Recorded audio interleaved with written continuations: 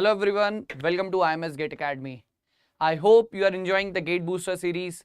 Okay, so as a part of Gate Booster series, I am today discussing Theory of Machine Part 1, and in this session I will be discussing some parts of Theory of Machine and some parts will be discussed in the next session, that is on tomorrow, again same timing 6 to 9 p.m. right. So theory of machine, as you all of you know, a very important subject for the mechanical engineering, right? And also the weightage is also high, okay? And it is one of the most important conceptual subject, and you need to have a strong command on the concepts, that because of that concepts, because see, sometimes we know the formulas but we do forget about the concepts, okay? You have to command on the concepts, right? Then only you will be able to solve the numericals. Okay, so we'll discuss the numerical and simultaneously we will discuss the concepts also, so that you will have a confidence and you will be able to solve any question with regards to your GATE examination. Okay, so please share the session with your friends so that they will join and they can enjoy the session and they will solve the question with me. Okay, so we'll start the session, right? We'll start the session here. Okay, so theory of machine, first see, these are the topic that we will be discussing today, okay? And the first topic, simple mechanism, gear train, flywheel and gyroscope, these topics will be discussed today, right? And the topics like vibration, balancing, okay, governors, cams, that topic will discuss in the next session, okay? Now if I talk about the important topic, see, if I talk about first of all simple mechanism, the very first important topic is degree of freedom, right? Lot of time they will be asking a question from the degree of freedom, Grashoff's law, velocity analysis, right? And sometimes slider crank mechanism like Whitworth quick return motion mechanism and crank and slotted lever mechanism. So directly these are the topic from which they will be asking the questions. And if you see the previous year questions, the questions are what more conceptual, okay, as compared to some questions with regards to formula based. It is not a kind of formula based numericals they will be asking from this topic.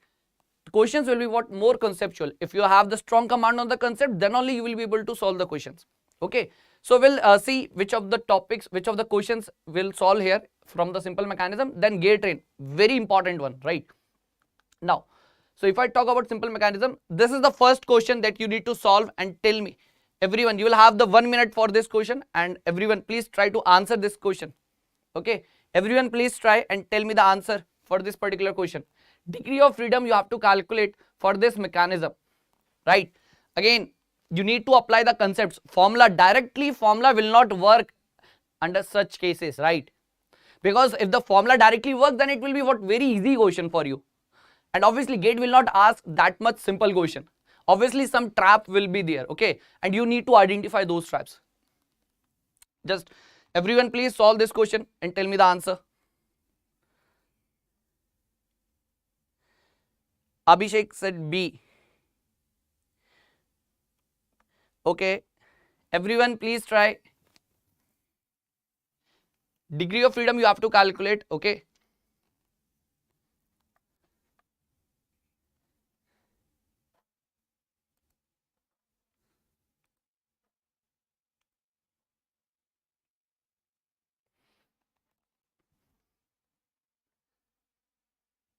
So degree of freedom for this particular mechanism, see, option A is also there, that is what 0 and 1, 2, -1, right? Now as Abhishek said B is, they have mentioned as 1, okay? And we'll see whether B is correct or not, right? We'll see whether B is correct or not, okay? So see, if I start solving this question, first of all I need to understand what is the formula that I need to apply here, okay? Formula I need to understand first of all. See, if you read the degree of freedom, right, if you have read this particular simple mechanism chapter in theory of machine, there is one formula with regards to degree of freedom, that is what 3 into n minus 1 minus 2j minus h, right? This is the formula, and if you apply this particular formula, and you will get what, some different answer you will get, okay? Because if I directly apply this formula, you will not get the correct answer here, okay? Why? Just try to understand here. So first of all, I need to understand what are the total number of links in this particular mechanism, right? So let's suppose if I start mentioning the number of links, okay?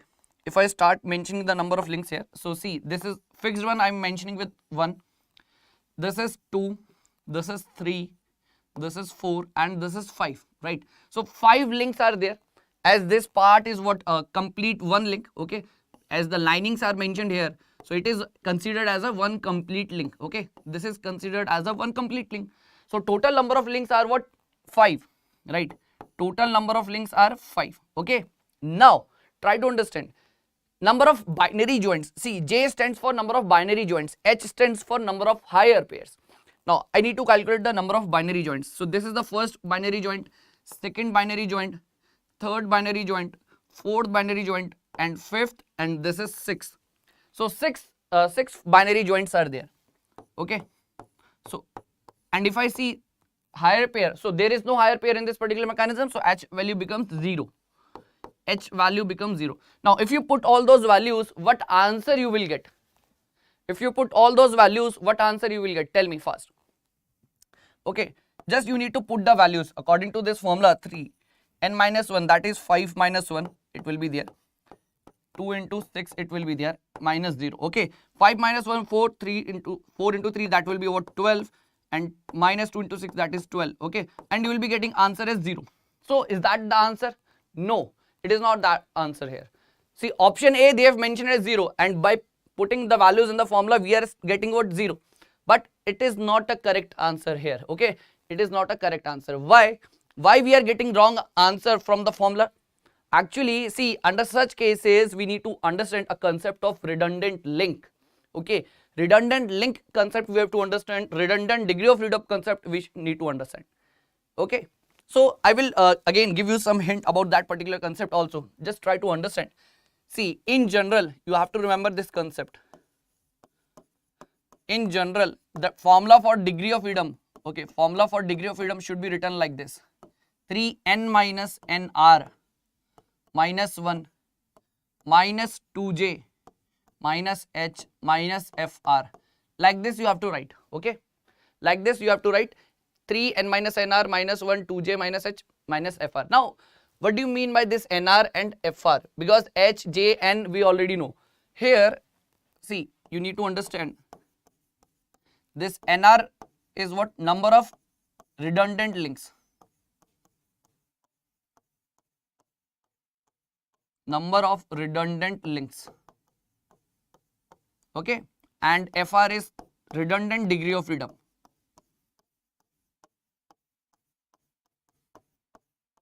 Now you need to understand what is redundant link and what is redundant degree of freedom here. Okay, so just try to understand here, very important point. Redundant link basically means that is the extra link which do not introduce any constraint in the mechanism, right? So that is what we are calling it as a redundant link, some extra link which is having no significance in the mechanism. Okay, so that's why it is acting as a extra link. Okay, now what is redundant degree of freedom?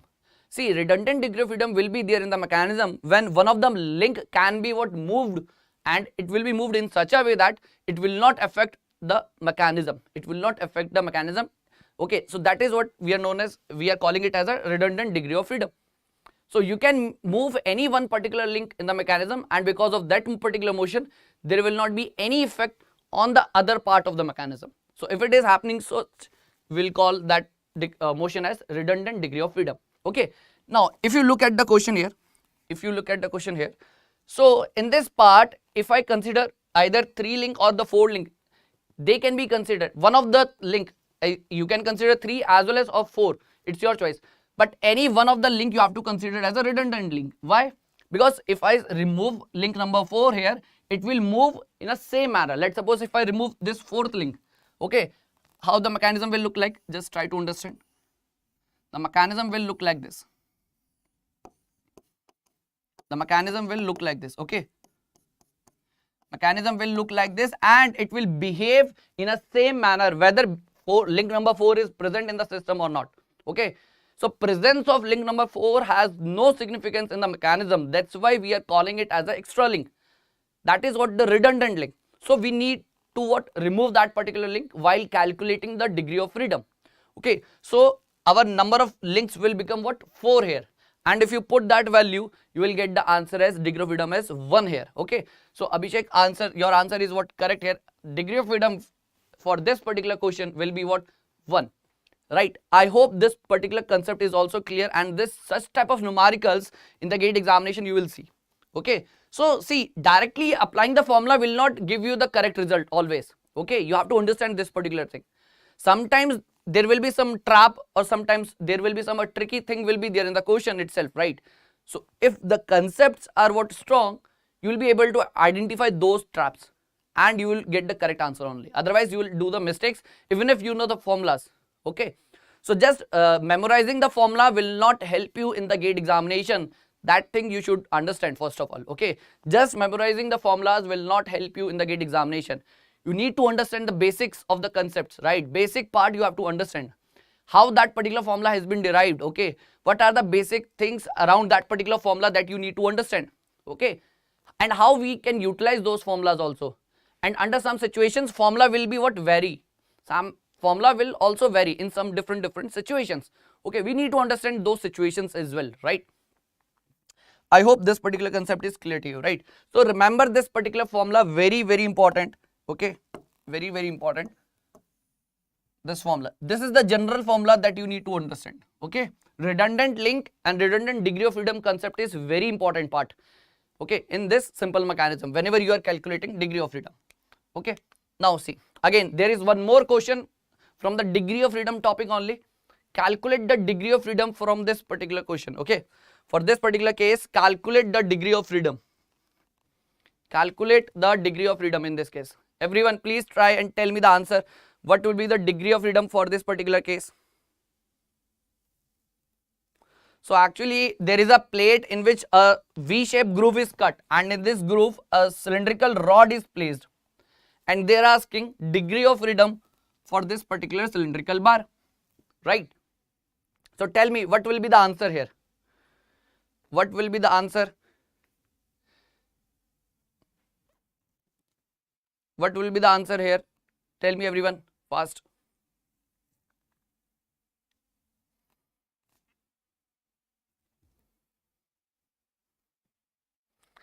Right, see, that particular formula will not help you, just that we have discussed just now. Okay, this formula will not help you. Okay, why? See, this formula is applicable whenever there is a planar mechanism, right? Whenever there is a planar mechanism, planar mechanisms is there. Okay, so in that particular case that formula will be what applicable, and this is what a very general case. Aditya said C, that is 3 is the degree of freedom here. Okay, we'll check Aditya. See, under such cases you need to understand the maximum possible degree of freedom for any element is what? 6. This point is correct, yes or no? Tell me fast. Maximum possible degree of freedom, maximum possible degree of freedom for any element is 6. Okay, now you need to understand what are the constraints this cylindrical bar will have, and accordingly we will have the degree of freedom. Now just try to understand under what conditions it can move, in which direction, what are the possibilities of the motion for this cylindrical bar. Okay, what are the possibilities? See, this cylindrical bar can slide in the groove, it can slide, there is one possibility. Okay, so it can slide, so one translation motion is possible. One translation motion is possible for this cylindrical rod, and there is one rotation is also applied. Okay, there is one rotation is also applicable for this cylindrical rod. Correct, one rotation is also possible. Now tell me, is there any other motion which is possible? Aditya, you have said C, but if you see option, it is 3. Is it possible that this cylindrical rod can have more than 2 possible motions? It can have more than 2 motions? No, it will not have 2 motions. More than 2 motions are not possible for this cylindrical rod, right? Only one translation is possible, only one rotation is possible. Is that particular point is clear? Aditya, tell me first. See, it can only slide, it can only rotate. Okay, rotate in this direction only, it can rotate in this direction. Okay, it can rotate in this direction only, right? So answer, what would be the correct answer here? Tell me, what would be the correct answer here? Everyone fast. So what would be the correct answer here? Please everyone tell me.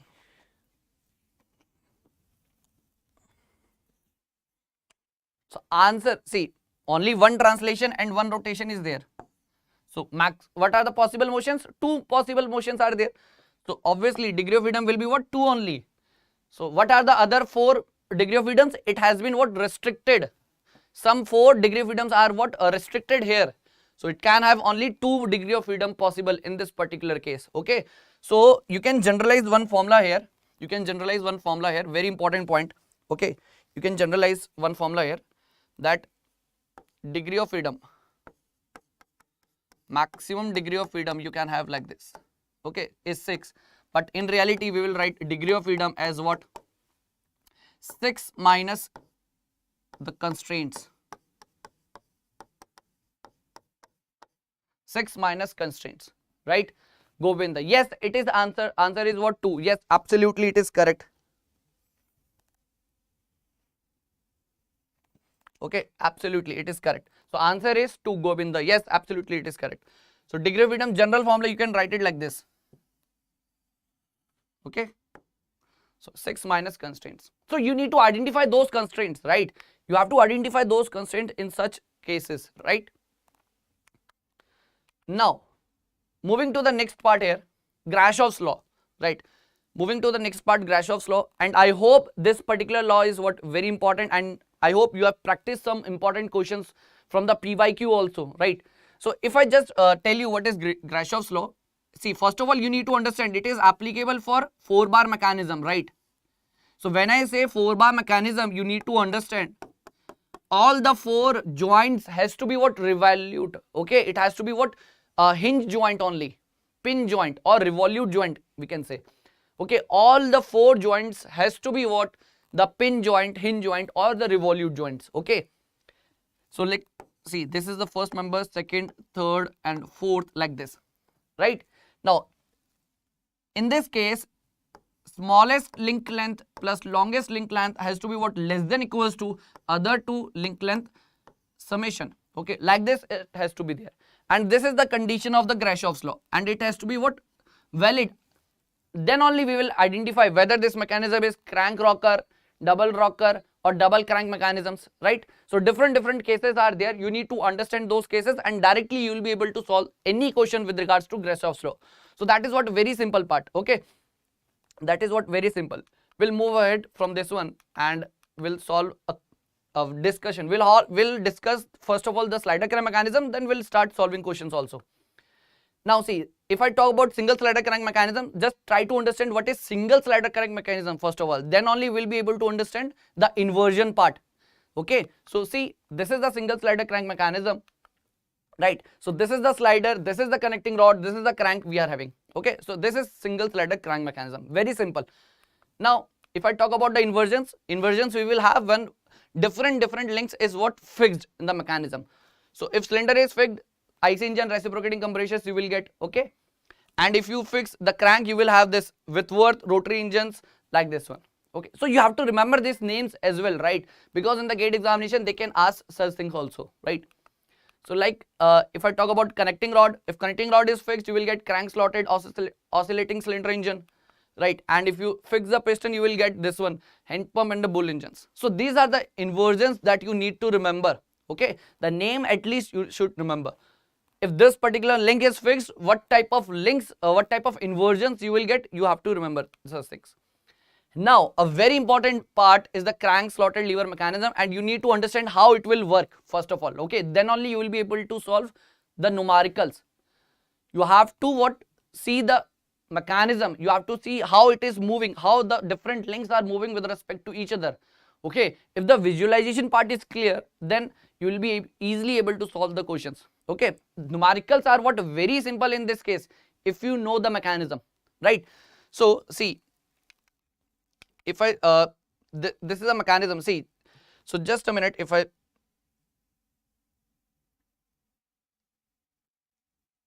okay, so this is the mechanism. See, quick return motion mechanism. If I talk about this one, see what will happen. This is the slotted bar you are having. This is the slotted bar you are having. Okay, this is the slider you are having. Okay, this is the ramp, but actually it is not a part of a mechanism. It is not a part of mechanism, but still we are applying this thing. Okay, why we have mentioned such things? Because so that we will be able to understand what is the purpose, what is the application of such kind of mechanism, why we are studying such mechanisms. Okay, there has to be some application part, okay. So that is the point that we need to understand. So slotted bar is there, slider is there, okay. This is the crank we are having, okay. And if I talk about this part, that is what fixed, it is what the connecting rod.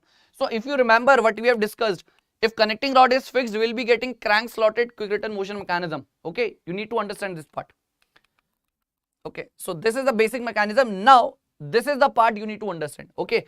Some extreme, see, for the crank slotted as well as for the Whitworth, there is a extreme position diagram. From the extreme position diagram, you will be able to solve any question, right? Very easily you can solve. So how the extreme position diagram will look like, just try to understand here. See, this is, first of all, this is the connecting rod.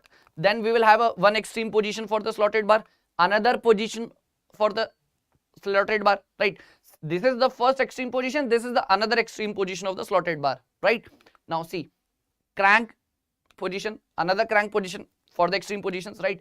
This is a circle for the crank, okay, because crank is rotating 360 degree, so that's why there will be a circle formation. And this is the slotted plate, okay, slotted plate, a general position I have shown here, and this is the ram, that is what doing the cutting operation, okay. So that is what we need to understand. Now this is the question for you, everyone, please try to solve this question and tell me the answer, okay. First, you need to calculate what the quick return motion mechanism, in this case quick return motion mechanism you need to calculate, okay. First, everyone, quick return motion mechanism, quick return ratio for this quick return motion mechanism you need to calculate, okay. First, everyone, please tell me the answer.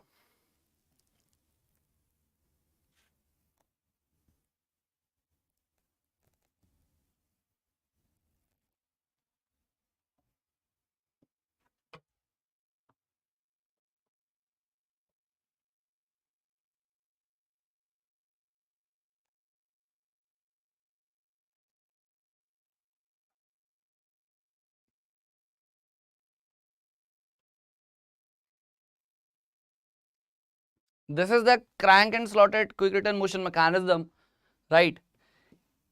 QRR, quick return ratio, you need to calculate, and everyone knows that. See, if I talk about QRR, it is the ratio of time during cutting divided by time during the return, okay. Time during cutting divided by time during return, right? A very good evening, Nikhil. Okay, so time during cutting and time during return you need to calculate, right? So see, if I talk about the time here, it will be what proportional to the rotation. It will be what proportional to the rotation. Why? Because omega is what constant, right? If omega is constant, so obviously I can say the time will be proportional to the theta, the rotation that the crank will have, okay. Okay, so the rotation for cutting, so time of cutting will be proportional to the angle turned during cutting, and time during return will be what proportional to theta during the return motion, okay. During the return motion, what will be the theta? It will be proportional to the time during cutting, right? So directly you can write the formula here like this: theta for cutting divided by theta for return motion, right? Okay, so just you need to draw the extreme position diagram. You just need to draw the extreme position diagram. And how this extreme position diagram will look like, see.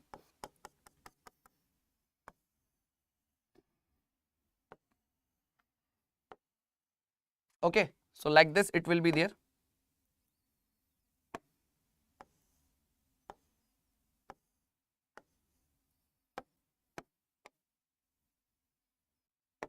Okay, so let's suppose this angle is what, beta by 2. This is also beta by 2. Okay, and this angle is alpha. So this alpha angle belongs to the angle during the cutting operation. Angle during cutting.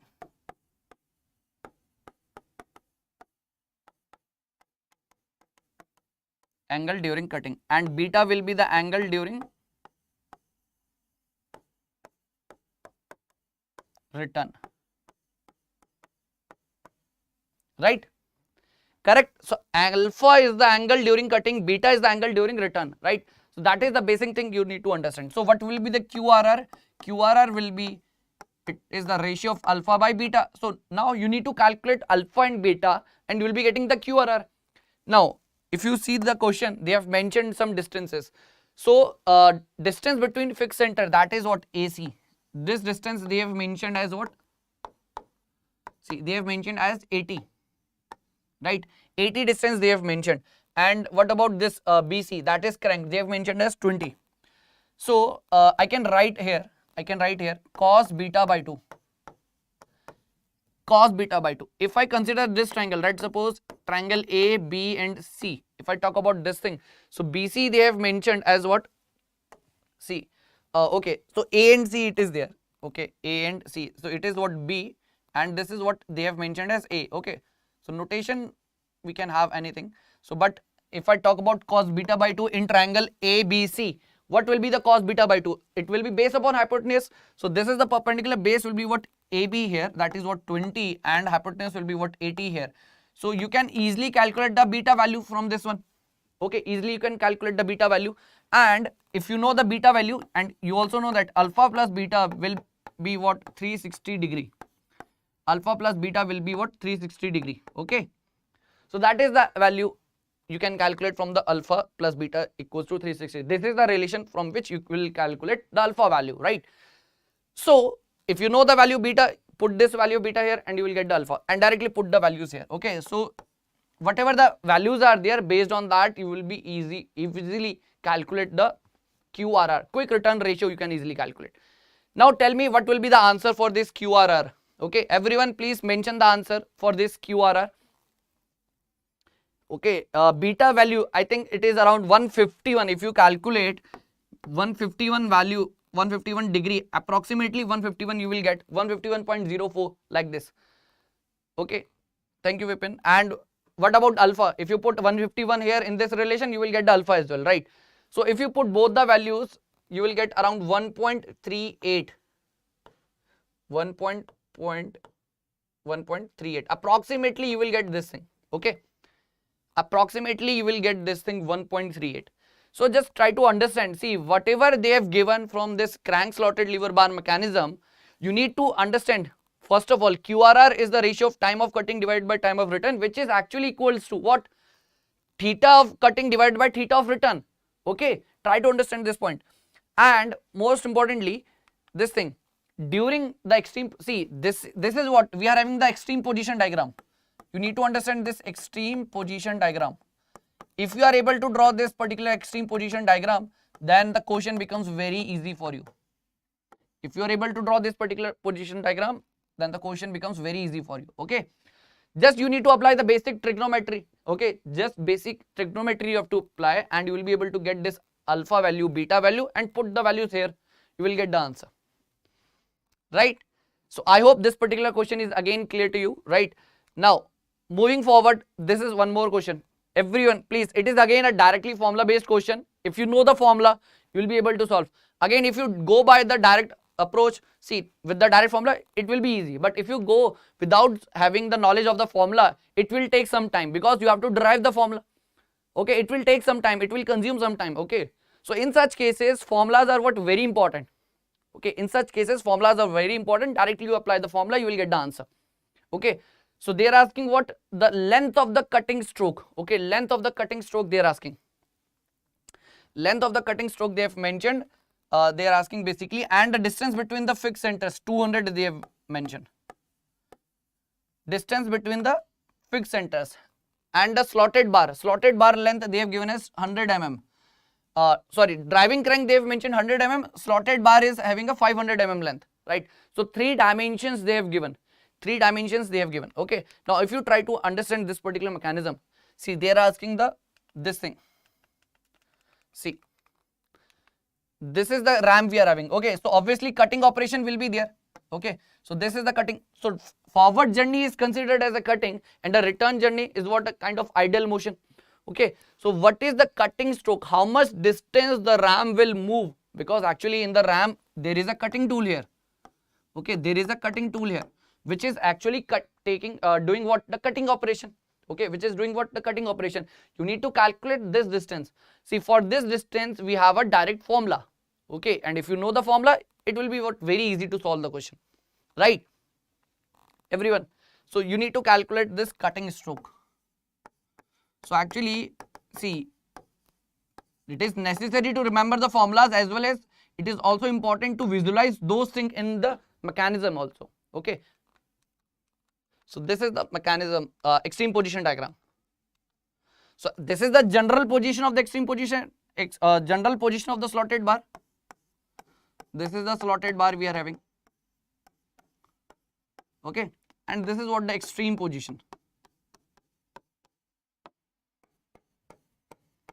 This is what the extreme position of slotted bar.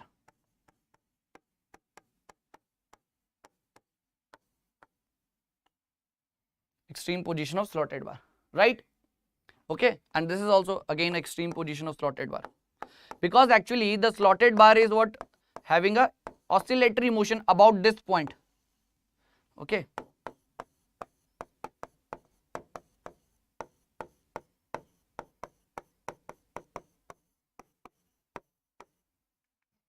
right? So that is what you need to understand here. So this is the point about which this slotted bar will oscillate like this. Okay, it will oscillate like this, right? Correct? So just tell me the answer for this one now. A direct formula is there, length of the cutting stroke.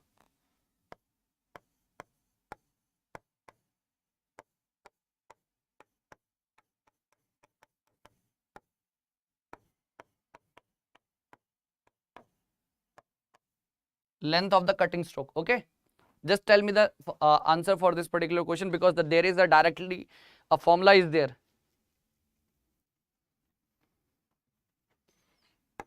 Like this, see, twice into slotted bar, length of slotted bar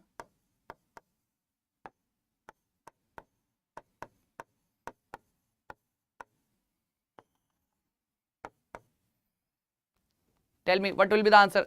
See, either 200, 300, 100, 500, 700. Out of this option, which option will be correct? Okay. See, this is the formula that you need to use. This is the length of crank, and here in the denominator you need to put what? Length of connecting rod.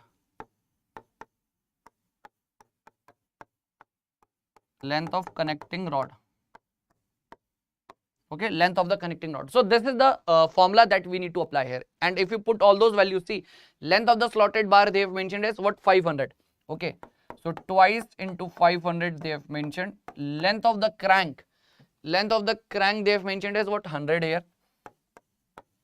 Okay, and what about the length of the connecting rod? It is nothing but that length between the fixed centers, that is 200. Okay, and if you solve this one, you will get the 500 is the answer. 500 is the answer. So option C will be the correct answer here. Option C is the correct answer. Okay, option C is the correct answer, right? So now moving forward here, see, next we are having the Whitworth quick return motion mechanism. Whitworth quick return motion mechanism we are having. Okay, Whitworth quick return motion mechanism, and actually there is one inhibition part is there. We'll see. See, try to understand this particular thing. Very, very important part. See, this is the mechanism you need to understand. Okay, if you know the working part, okay, if you know the working part, Rupesh, see, okay, if you know this working part, then only it will be what? Very easy to understand the Whitworth quick return motion mechanism numericals, and you will easily solve the numericals as well, right? So try to visualize and try to understand this particular mechanism, how the parts, how the links are moving with respect to each other. How the links are moving with respect to each other, right? Rupesh, just try to focus on this particular part, this Whitworth quick return motion mechanism. How the parts, how the links are moving, okay? This is the ram, the red one is the ram we are having, okay? So in this particular case, you need to understand again the extreme position diagram. Earlier for the crank slotted, we have drawn the extreme position diagram. In this case also we will draw the extreme position diagram. Okay, so see,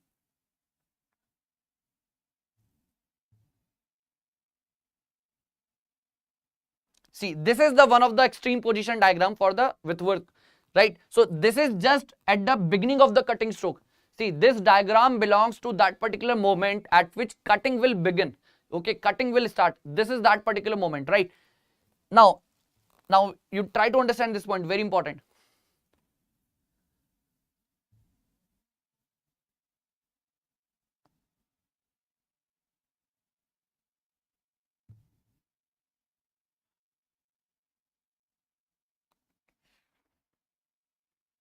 See, now this particular thing you need to understand.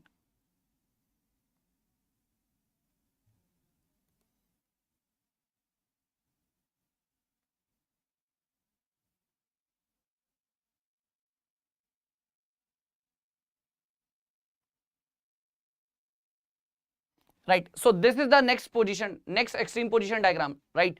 So try to focus on this one again. This is the end of the cutting, this is the end of the cutting operation, right? So this particular moment belongs to the particular position under which the cutting has been completed. Cutting has been completed under this particular position, right? So two extreme positions will be there. See, first extreme position belongs to that particular condition when cutting will start.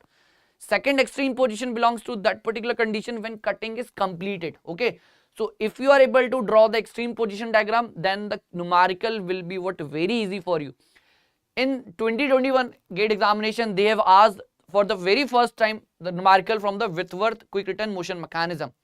Okay, and by observing this particular motion, this graphics, this mechanism, animation part, now this mechanism, how the parts are moving, how the links are moving with respect to each other, it is what clear to you, right? And you will be able to solve any type of question from this Whitworth quick return motion mechanism. I can guarantee you this particular thing. Okay, so now see, this is the first extreme position diagram. Okay, this is the first extreme position diagram that I have shown here. This is the second one.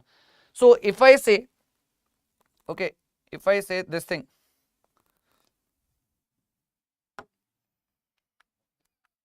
okay, this part, this is the just at the beginning of cutting, just at the beginning of cutting operation.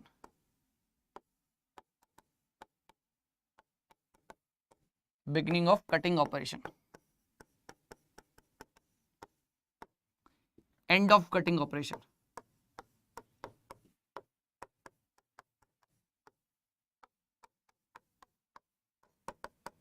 Okay, so both the diagrams has to be what clear here. Okay, now see, GATE 2021 question you can solve by watching this particular mechanism video. Now the concept has been what clear, right? So if there is any doubt, you can directly ask here. Okay, and there is also animation here with regards to this crank and slotted lever mechanism. Okay, that we can also play here if it is possible. Just a minute, we'll see.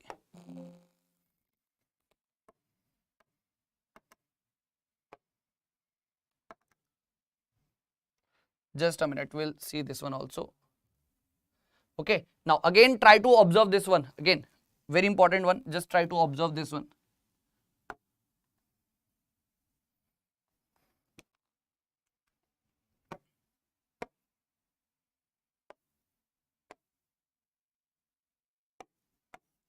Right, now see, just a minute, we'll see.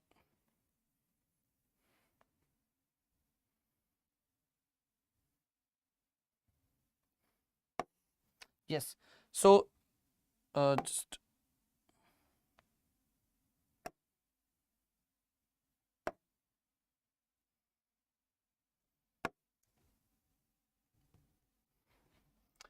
just a minute, if it is possible to show you. Okay, now I can play this one.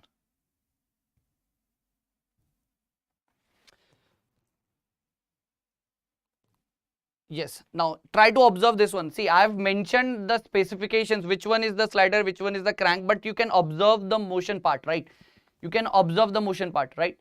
So how this slotted bar is what oscillating like this. Slotted bar is what oscillating like this, and the ram is what doing the cutting operation. Ram is doing the cutting operation because the cutting tool has been what fixed to the ram, and it will do the cutting operation. So what is the application of such mechanism? It will help us in reducing the return time. And what is the advantage in reducing the return time? What will happen? See, actually what will happen, the productivity will increase. Productivity will get increased if you reduce the return time. Because why we are focusing on the return time? Because during the return operation there is no specific work we are doing, right? It is an ideal motion, so we have to reduce that particular motion. Okay, so if we are able to reduce that motion with minimum possible time, so we are reducing the production time we are decreasing. Okay, and if we are able to decrease production time, productivity will get increased, right? So that is what the total objective we are having in this particular case. Okay, so I hope this particular point is clear to everybody. Now moving to the next part here, so that we have discussed also. Now this question from the velocity analysis, next question from the velocity analysis, everyone just try to focus on this particular question and tell me which one of the options will be correct. It is an MSQ question. Thank you, Ankit. It is an MSQ question. Okay, it is an MSQ question, right? So you need to see each and every option, okay, whether it is correct or not. Okay, you have to check each and every option whenever there is an MSQ question. Okay, so they have mentioned for a given slider crank mechanism, if crank is what perpendicular to the line of stroke, the crank is perpendicular to the line of stroke, then which of the following statements is are correct? Okay, velocity of slider, okay, velocity of a slider they have mentioned, right? So actually here the velocity of slider is like this, r into omega ab. So this is the option here actually. Okay, and second option is angular velocity of the connecting rod, right, is 0, velocity of the slider is 0 or none. So you have to check each and every option. Now for that one, okay, first of all we need to understand what is the configuration they have told us. Okay, they have mentioned what crank is perpendicular to the line of stroke. So we have to make a diagram first of all in which our crank will be perpendicular to the line of stroke. Okay, so we'll draw that particular diagram, then we'll do the velocity analysis. And for the velocity analysis we have two methods. Like you can do the relative velocity analysis or eye center method approach you can apply. Okay, so it's your choice. Whichever method you want to use, you can use, right? Now see, first of all they have mentioned this thing. So this is the slider we are having. This is the slider we are having. Okay. Now this is the crank which is what perpendicular to the line of stroke. So obviously connecting rod will be like this one. Okay. So I hope this particular point is clear to you, right? So I hope this is clear. Now we'll mention the number of links, first, second, third, and this is what fourth one. Fourth one, which one? This slider. Okay. This part is clear, right? Now obviously there is a cylinder is there. Obviously a cylinder will be there in which this slider is what? Moving. This slider will be what? Moving like this. Okay.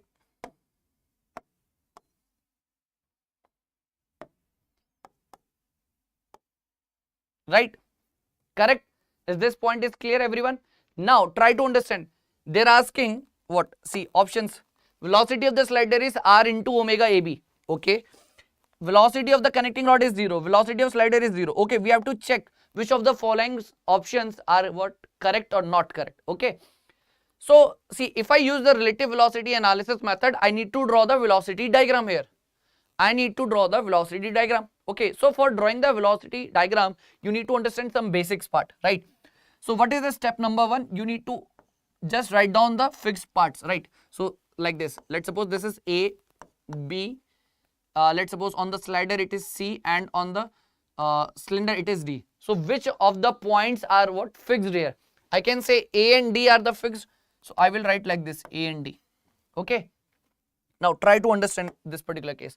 So let's suppose it is moving like this, okay, with omega, like this they have mentioned, right? So the velocity of the point B with respect to A will be like this. Obviously the velocity vector will be perpendicular to the radius vector. Okay, tangential velocity. So velocity of B will be what? B with respect to A will be like this, horizontal, because AB is vertical. So velocity of B with respect to A will be horizontal, right?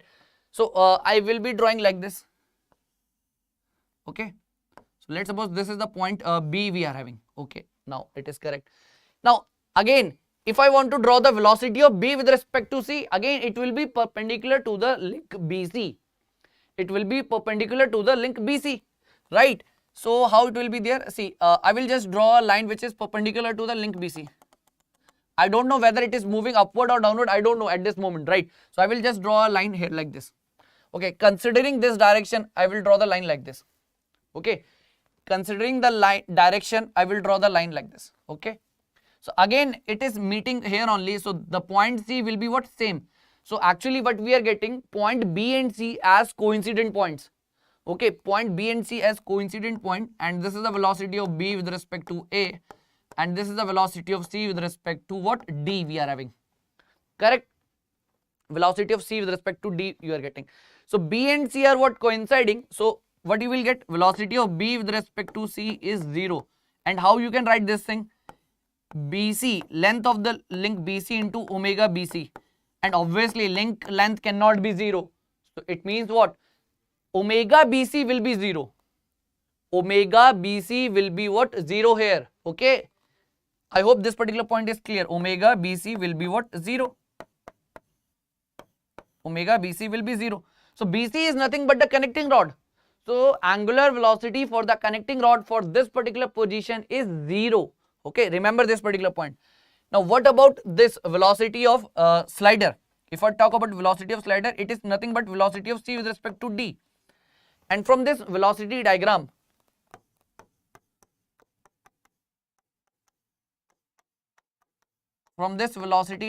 you can understand this point. Velocity of C with respect to D is equals to velocity of B with respect to A.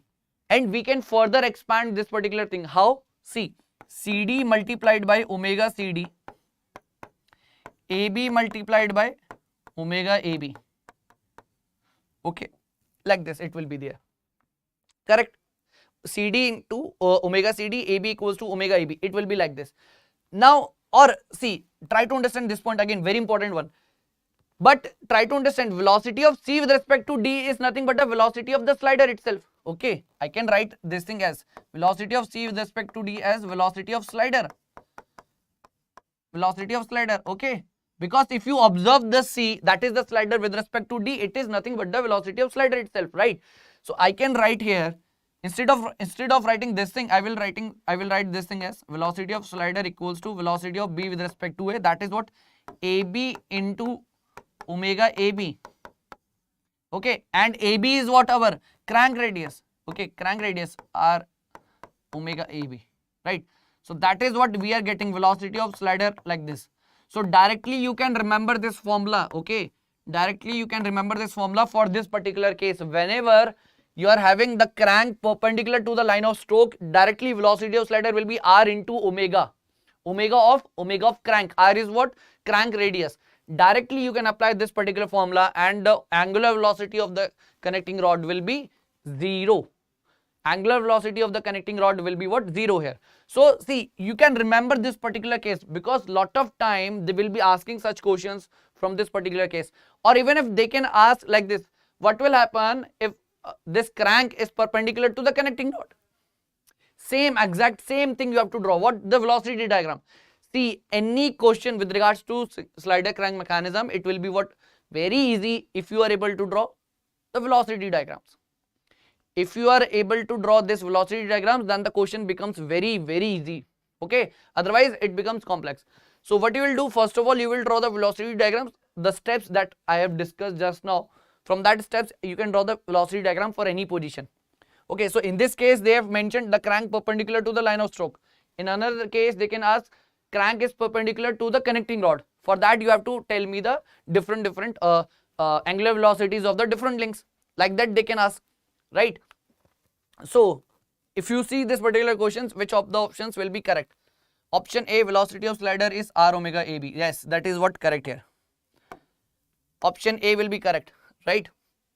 Angular velocity of the connecting rod is 0. Yes, absolutely correct.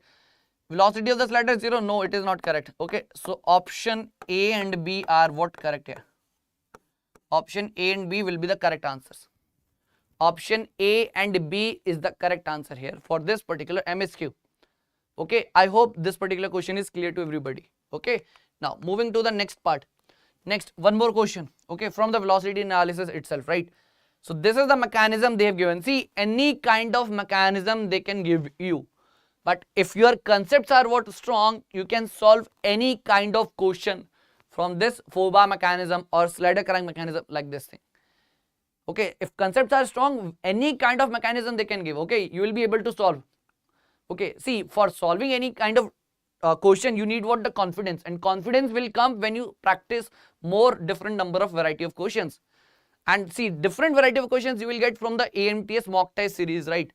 And even in this gate booster sessions also, right? So you need to practice more and more so that you will have a different set of questions, and after solving those questions, you will be having the confidence. And if you enter the examination hall with such a high confidence level, no, definitely you will be able to solve the tough questions as well. Easy question obviously you will do, but the tough questions as well you will do in the examinations, right? So now again try this question, everyone. Everyone should try this particular question.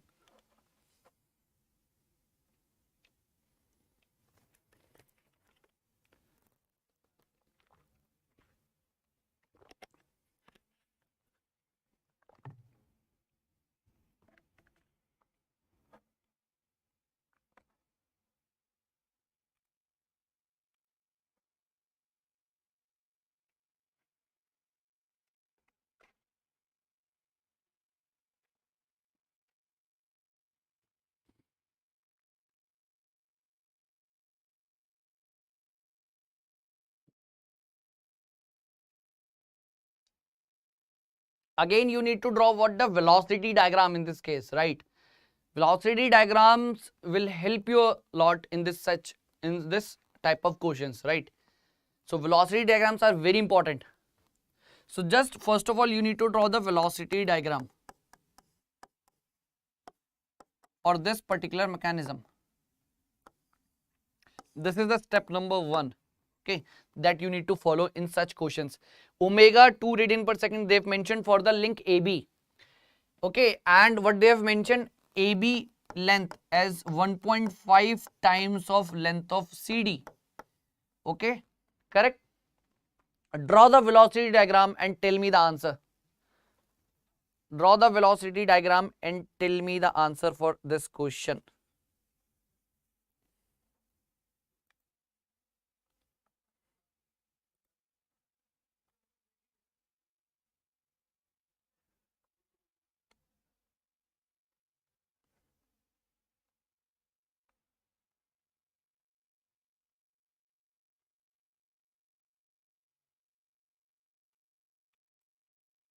Right, so now see, this is the mechanism. If I draw the velocity diagram, what will happen? See, first of all you need to locate the fixed points. Fixed points are what? A and D. These are the fixed points, A comma D. These are the fixed points, right? These are the fixed points we need to understand, okay? So A and D are the fixed points, and see, for this AB, a clockwise rotation they have given. So obviously if I see the velocity of B with respect to A, it will be horizontal, as the link AB is vertical. Link AB is vertical, so obviously the velocity of B with respect to A is in the horizontal direction, okay? So what we'll do, we'll draw the line like this. Okay, we'll draw the line like this. So let's suppose this is the point we are having as B. This is the point we are having as the B. Okay. Now what about velocity of C with respect to D? If I again see velocity of C with respect to D, again in the horizontal direction itself. So from D you have to draw the diagram. From the D with respect, you have to draw the diagram. Okay, again you will have this horizontal line itself. Okay, but if you draw the velocity of B with respect to C, it will be what? Perpendicular like this. Perpendicular to what? It is perpendicular to BC. Link BC, it is perpendicular. So it will be like this. Okay. It will be perpendicular like this. Perpendicular to BC. So again this point becomes what? Point C only. So from this diagram also we'll get what? we are getting this thing, velocity of B with respect to A equals to velocity of C with respect to D we are getting. As B and C, both the points are coincident. Just try to observe the mechanism, guys. Just try to observe. See, any kind of mechanism they will give you, no? You don't have to worry about the mechanism they have given. Just you need to focus on the basics. How to draw the velocity diagrams. If the steps are clear, you can solve any kind of question. You can solve any kind of question from those basic concepts, right? Whatever mechanism they have given, any kind of configuration they have given, okay? You should have that much confidence, and the confidence will come when you solve a different variety of questions, right? So this is the diagram we are getting, okay? This is the velocity diagram we are having.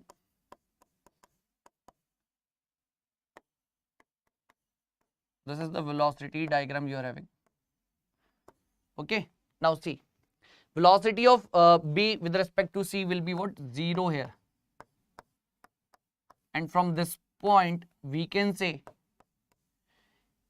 angular velocity of BC is 0. Because length of the BC cannot be 0. Length of link BC cannot be 0, but omega BC will be 0 for sure. Okay, omega BC will be 0 for sure. Okay, omega BC is 0. Now, you need to understand omega BC is 0, and what they are asking? They are asking determine the angular velocity of the link CD. Determine the angular velocity of the link CD. So what we'll do here, see, we can do here one thing here. See, here itself I will write velocity of B with respect to A equals to velocity of C with respect to D. That is the point we need to understand first of all, okay? So from this one we will be getting the angular velocity of CD as well. Angular velocity of the link CD we will be getting here, okay? Just by using this relation. And how this particular relation we got? Just by drawing the velocity diagram. Just by drawing the velocity diagram, we will be able to understand velocity of B with respect to A and velocity of C with respect to D are equal. Okay. Now, if you use this equation, velocity of B with respect to A, velocity of C with respect to D. Okay. If you use these equations, you will be getting AB into link AB angular velocity, CD into angular velocity of CD, like this. So you are having this omega CD you want to calculate, it would be like this, AB divided by CD multiplied by omega AB, it would be there. Now some informations they have given in the question itself. AB is 1.5 times of CD, so AB by CD will be what? 1.5. That is what given in the question itself. And omega of AB they have given. Omega AB they have given as 2 radian per second. So these are the information that we need to use and we'll be getting the answer here. Okay. Omega AB 2 radian per second, AB by CD is 1.5 here. So AB by CD is 1.5 multiplied by 2. You will be getting answer as 3 radian per second. So this is the answer for angular velocity of link CD. Okay. So I hope this particular question is clear to everybody, right? Tell me first, is this question is clear? See, lot of questions they will be asking from this simple mechanism chapter itself, right? So we have discussed this question. We have discussed this question as well, in which the crank is what? Perpendicular to the line of stroke. In other case, they can ask link crank perpendicular to the coupler as well. Like that they can ask, right? Now, if I talk about this thing, what? Whitworth quick return motion mechanism. Whitworth quick return motion mechanism we have discussed. Okay, this is the Whitworth quick return motion mechanism. 2 questions we have solved from this crank slotted lever mechanism, right? Again, this mechanism, I hope this is clear to you. Now, see, Grashoff's law, okay, that is what a very simple part we have done, right? Now, we'll move on to see this part we have completed. From this part, what are the expected topics from which they can ask a numericals or a question. Okay, try to understand. First of all, degree of freedom. Okay, this is the degree of freedom they can ask. From Grashoff's law, they can ask. right? C, option C, third part basically, not option C. Degree of freedom, Grashoff's law. Third part, if I talk about, they can ask from this inversions. Inversions like crank and slotted. From numerical perspective, I am telling crank slotted,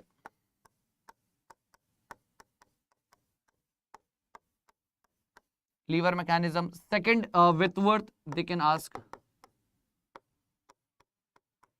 Whitworth quick return motion mechanism, they can ask. So from these two parts, they can ask the numerical, right? So inversion, Grashoff's law, degree of freedom. Then third part, velocity analysis. Velocity analysis. Velocity analysis, right? Velocity analysis from which they can ask. So such four type of topics are there from the simple mechanisms. From this they can ask a question. So you have to be very thorough with the concepts regarding degree of freedom, Grashoff's law, inversion, velocity analysis. Such topics you need to practice more and more, okay, so that you will be getting the some confidence in such topics, right? Because variations are very high. From these questions you will not get what same type of questions everywhere. You will not get every year same type of questions. You will get a different variety of questions every year, right? So variety of questions are very high from this particular topic, okay? So you need to practice more and more from this particular topics, okay? Just memorizing the formula will not help you, okay? Just we have discussed in the degree of freedom also. Degree of freedom case we have discussed. This formula is not applicable in this case. This formula is not applicable in this case, okay? So like this, different cases are there in which some exceptions are there, okay? So variety of questions are very high from this simple mechanism chapter, okay? So I hope this particular point is clear. And one more thing, there is one acceleration analysis also there, in which most of the time student doing the mistakes. So that part I will also discuss with you, so that some clarity will be there, okay? So okay, I hope this is clear, everything we have discussed till now. Now moving to this part. Okay, now see, try to understand some important point that we need to discuss from the acceleration analysis. Okay, you need to note this point in your notebook so that you will have a proper notes and you can follow these notes just before your GATE examinations as well, right? Okay, you can add some important points in your notebook as well, right? So in acceleration analysis, just try to understand first a very basic case. So this is the link you are having, okay? This is the link you are having, okay? Now if this is the link and let's suppose it is rotating like this with omega, okay? If it is rotating like this, so what are the different acceleration you can have, okay? Try to understand what are the different accelerations. So first of all, try to understand this is the velocity. So let's suppose this is O, this is A. So this will be the velocity of A. Generally we'll use velocity of A, but actually it is velocity of A with respect to O, because you need to mention the reference point from which you are observing. So point A I am observing from point O. So it is nothing but the velocity of A with respect to O, okay? So that is what the velocity. Now if I talk about this thing, what kind of accelerations it will have, two type of accelerations it will have: tangential component of acceleration, normal component of acceleration. So what is tangential component of acceleration? It is r alpha. What is normal component of acceleration? It is r omega square, right? Now tangential acceleration will be there when there is change in omega, right? Okay, so if omega is changing, either it can be positively changed or negatively changed, either it can be increasing or decreasing. If omega is changing, then only you will have the alpha. If omega is constant, in that case tangential acceleration 0. Why it is 0? Because alpha is 0, right? Okay, it will be always be there, always present whenever there is a case of rotation, always present, right? But what are the direction we need to understand? For tangential acceleration, it will be along the velocity vector when omega is increasing, and if it is decreasing, it will be just opposite to the velocity vector. it will be just opposite to the velocity vector. Okay, very important point, right? So here you should note this point here. Always towards the point of curvature or point of rotation, I can mention here. Okay, so it would be like this. Normal component of acceleration, it would be like this, always towards the point of rotation. Okay, I hope the direction is clear. Now see, here itself I will mention, because the next topic will start the gear train. Here itself I've mentioned tangential acceleration towards, or I will mention along the velocity vector. Along the velocity vector I will mention here.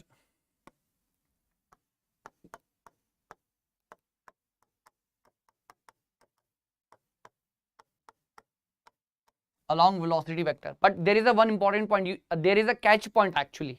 There is a catch point. Along velocity vector, that is correct, but when there is what alpha is increasing, when basically omega is increasing, not alpha, omega is increasing, because if omega is increasing, alpha is considered to be what? Positive. And if omega is decreasing, alpha is considered to be negative. In that case, it would be just opposite to the velocity vector. Okay, so along velocity vector, when omega is increasing, and if it is decreasing, if omega is decreasing, just opposite to the velocity vector. Okay, that point you need to understand. Very, very important points.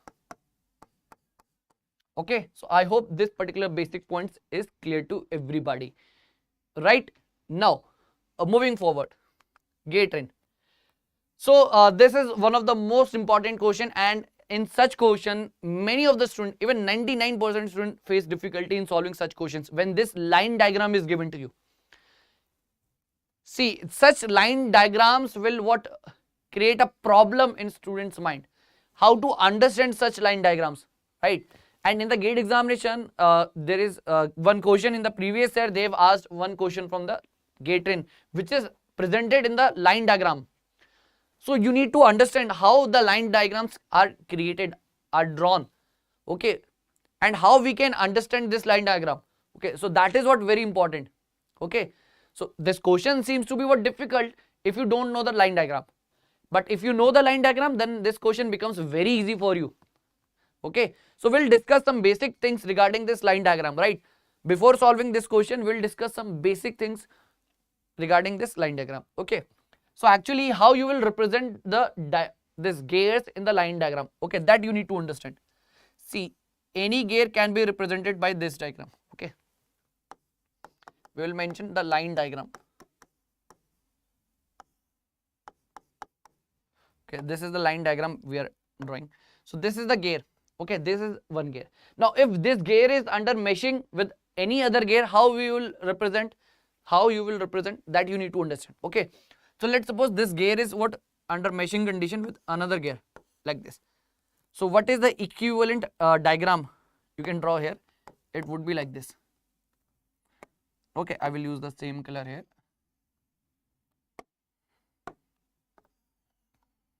So this is the case. I hope this is clear. This is the gear number 1, gear number 2, gear number 1, gear number 2, right? So this is how we are drawing the line diagram. This is how we are drawing the line diagram. So this lines shows nothing but the meshing. These two lines will show what? The meshing, right? I hope this is clear. This is one of the most important concept, right? Because if you know this concept, no, then it will be what? Very easy for you.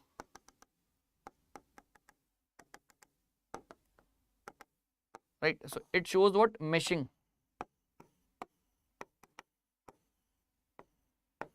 It shows the meshing, right? So this is the case of external gearing. This is the case of external gearing, right? Now what about the internal gearing? Okay, just try to understand. What about the internal gearings? There is one gear, okay? Now if it is what? Having an internal meshing with any other gear, how it would look like? See, try to understand. Okay, so this is the case. In that case, what will be the line diagram? Okay, what will be the line diagram?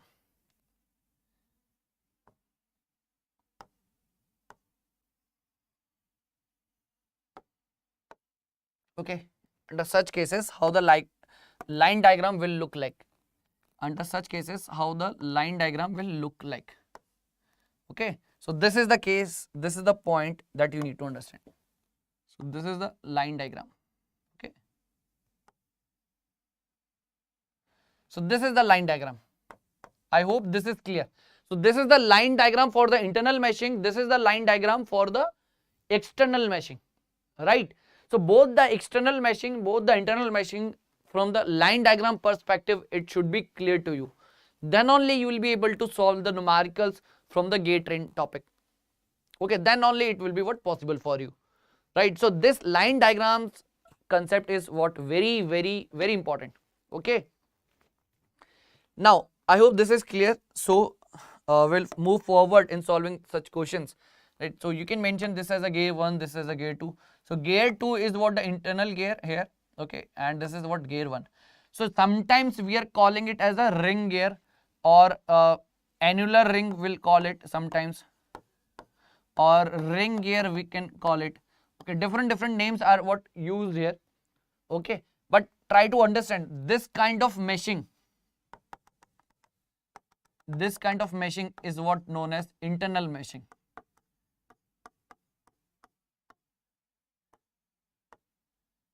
Or we'll call it internal gearing, actually. We'll call it internal gearing, okay. Meshing is there, obviously meshing would be there. But internal gearing, here we have mentioned what? External gearing. Here we'll call it external gearing.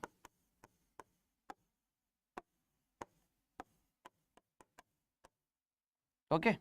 Meshing would be there, correct, but external gearing it would be there, okay. So such diagram, line diagram will shows the external gearing, such line diagram will show what? Internal gearing, right? If this concept is clear to you, now try to solve this question. Try to solve this question, okay. So I will mention the information here. Arm is rotating with 20 RPM, they have mentioned, right? And 72 and 32 are the teeth for the gear 1 and 3. For gear 1 and 3, the teeth they have mentioned. Okay, for 2 they didn't mention about the number of teeth. Arm is there, okay, actually this arm is there which is connecting gear 2 and gear 3, okay, like this. So try to solve this question, okay. So before solving this question, you need to understand what is the line diagram and how you can interpret this line diagram into actual diagram. Is it possible for you to draw the diagram for this diagram, the general diagram you can draw for this particular line diagram? Is it possible for you?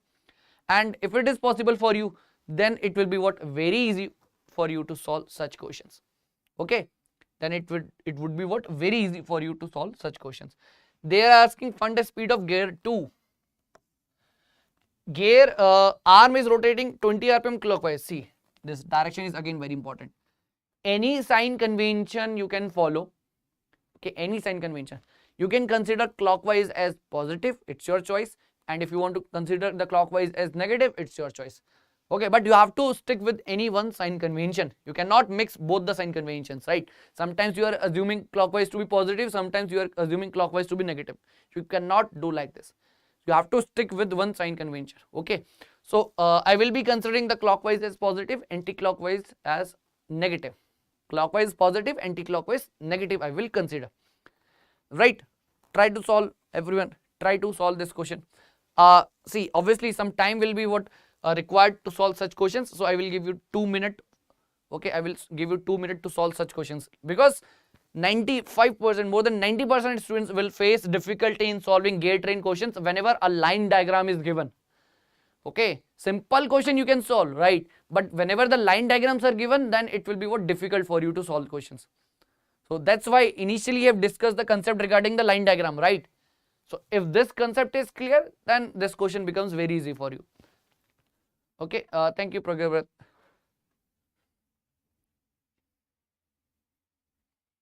Fast, everyone, please solve.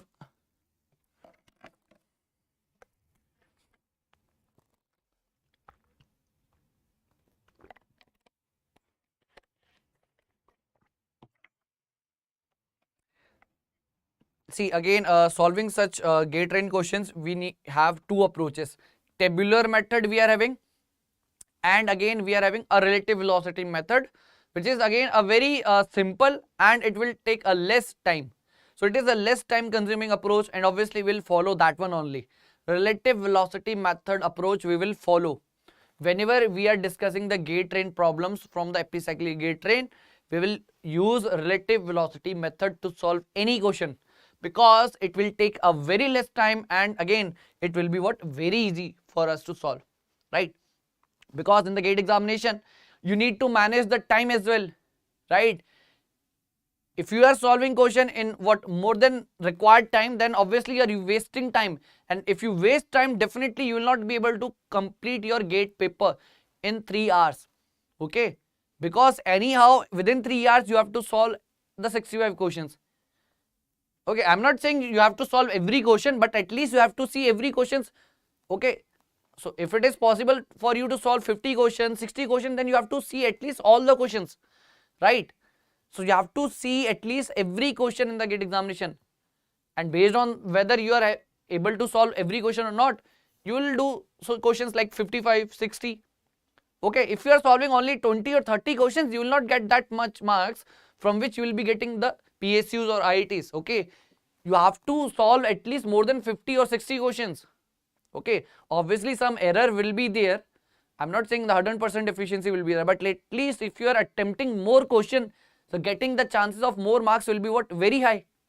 So you have to attempt more questions, right? So whenever you are giving this AMTS mock test also, you have to initially see how much questions you are attempting. Okay, in the next AMTS you have to increase your target. Okay, this time I am attempting 30 question. In the next AMTS, in the next mock test, I will attempt 40 question. Like that you have to do. Next mock test I will do 40 question, 50 question, 60 question. In next AMTS you will solve every question. Like that approach you have to follow, right? So you have to increase the number of questions that you are attempting in the mock test. That is what very important. Okay, guys, everyone please try to solve.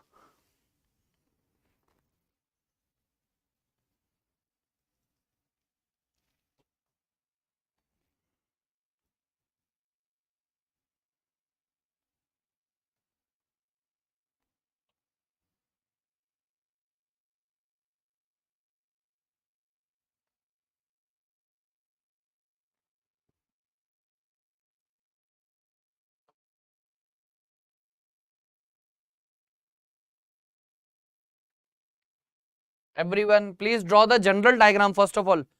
Draw the general diagram, then it will be what, very easy for you to solve the question.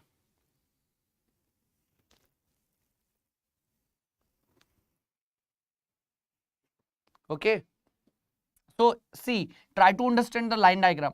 So can I say the gear 1 is considered to be an annular ring or the ring gear? So gear 3 will look like this one.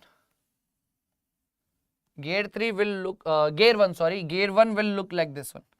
Okay, now gear 2 is having a meshing with gear 1 as well as gear 3.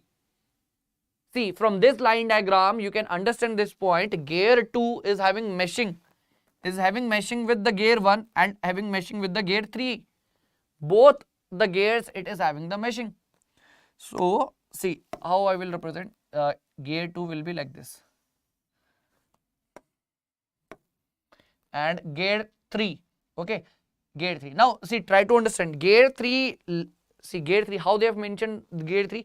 The gear 3 is, see, this is the center line. This is the center line. Okay, we are having as a center line. So gear 3 center will be what, coincident with the center of the complete gear train, right? So gear 3 it would be like this.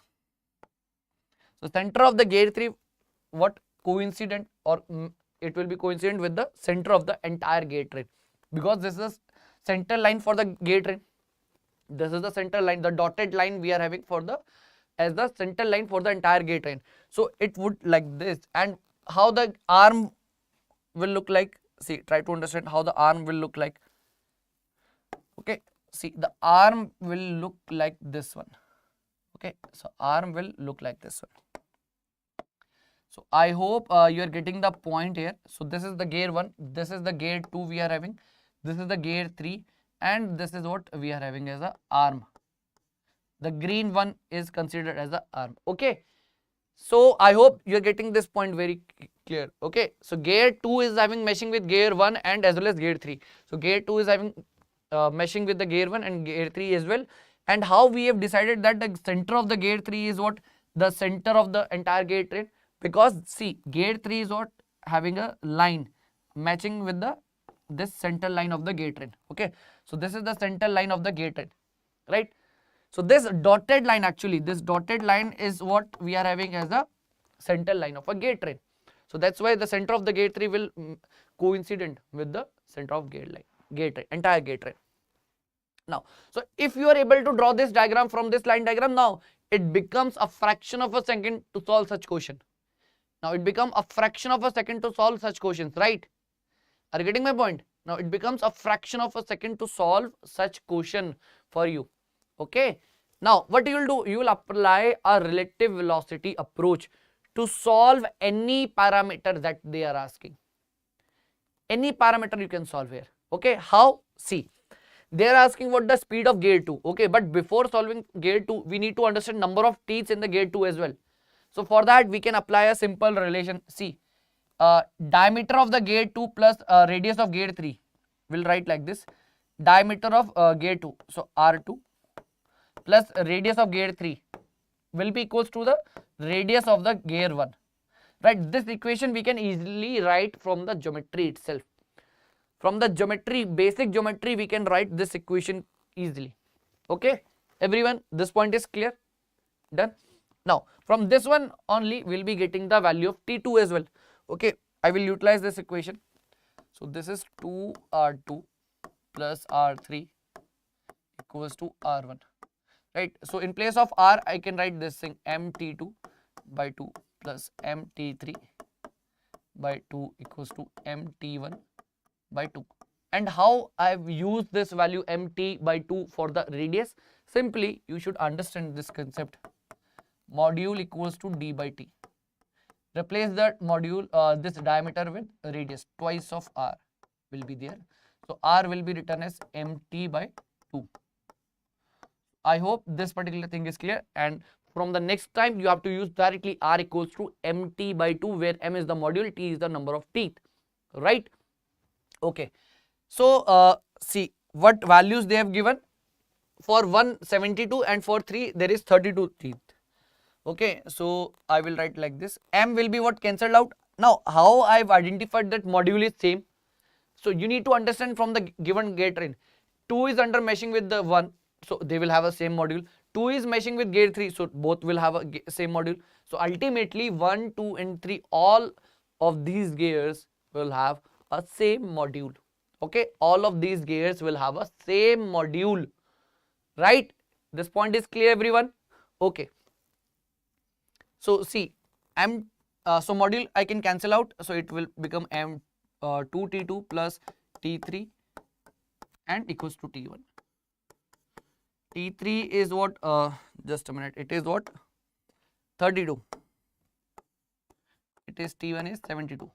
Now if you solve, 2T2 becomes 40 and T2 value becomes 20.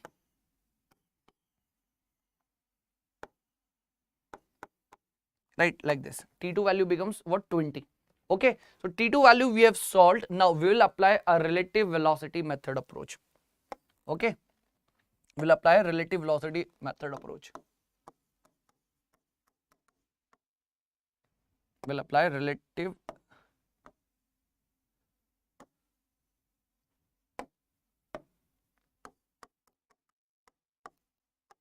method to solve a gear train. Okay, remember this method is what? Very easy, and it will take less time as compared to gear train.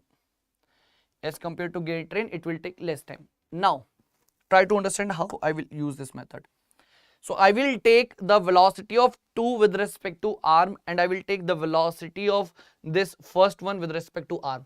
Okay, and in this diagram, see, this gear 1 is considered as to be what? Fixed. Okay, gear 1 is considered to be what? Fixed. Okay, you can mention here gear 1 is fixed. You can mention this point as well. Gear 1 is fixed in this case. So I can consider, see, 1 and 2 are in meshing condition, so I can write this thing. Gear 2 with respect to arm and gear 1 with respect to arm. Two things I can take here. So I will write this thing. N2 with respect to arm I will take, okay, divided by N1 with respect to arm I will take. And obviously it becomes T1 by T2. See here, positive sign will come because gear 1 and 2 will have a same sense of rotation. Because of the internal gearing, gear 1 and gear 2 will have a same sense of rotation, right? This point is clear. So both will have a same sense of rotation, so they will have a positive sign you will have to take here, okay, right? So we will write here N2 minus N arm, N1 minus N arm. T1 we are having as 72, T2 we are having as 20. So see, N1 is what fixed, N2 we need to calculate, N2 they have, N arm they have given as 20, it is 0 minus 20, 72 divided by 20 it would be there, so you will cancel out this thing, okay. So you will have the N2 minus 20, so minus sign will come here, okay, minus 72 it would be there, so minus 72 plus 20 it would be there, so finally you will get what, minus 52 RPM. Now what do you mean by this minus sign? It means anti-clockwise sense will be there for this N2 gear. Are you getting this point? Are you getting this point? N2 will have a minus 52. What do you mean by this negative sign? Negative sign is basically what? It represents the anti-clockwise sense of rotation. Okay, anti-clockwise sense of rotation it shows. So see, whenever, see, in the starting itself I've told you the negative sign will be for anti-clockwise, positive sign it will be for the clockwise rotation. Positive for clockwise, negative it will be for the anti-clockwise. Negative answer, anti-clockwise sense of rotation it would be there. So now try to understand, this question becomes very simple if you are able to interpret this line diagram into this general diagram. Thank you, Vijay. If you are able to what, interpret this line diagram into general diagram, then this question becomes a fraction of a second. You can solve this question in fraction of a second, right?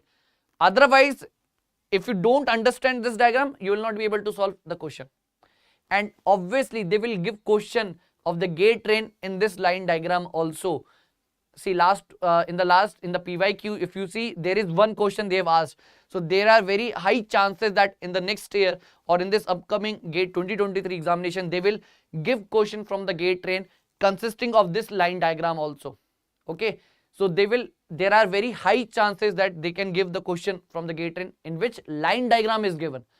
Okay, so just try to understand how you can draw the line diagram, how you can understand the line diagram and draw the general diagram of the gate train like this one. Okay, so for this one you need to understand this concept only. This much concept is required to understand the line diagram of the gate train. Okay, so this is a kind of line diagram for the external gearing. This is a kind of line diagram for the internal gearing. Okay, I hope this particular point is clear to you. Is there any question or is there any doubt you can ask everyone? Is there any doubt or any question or query you have, you can ask here, okay?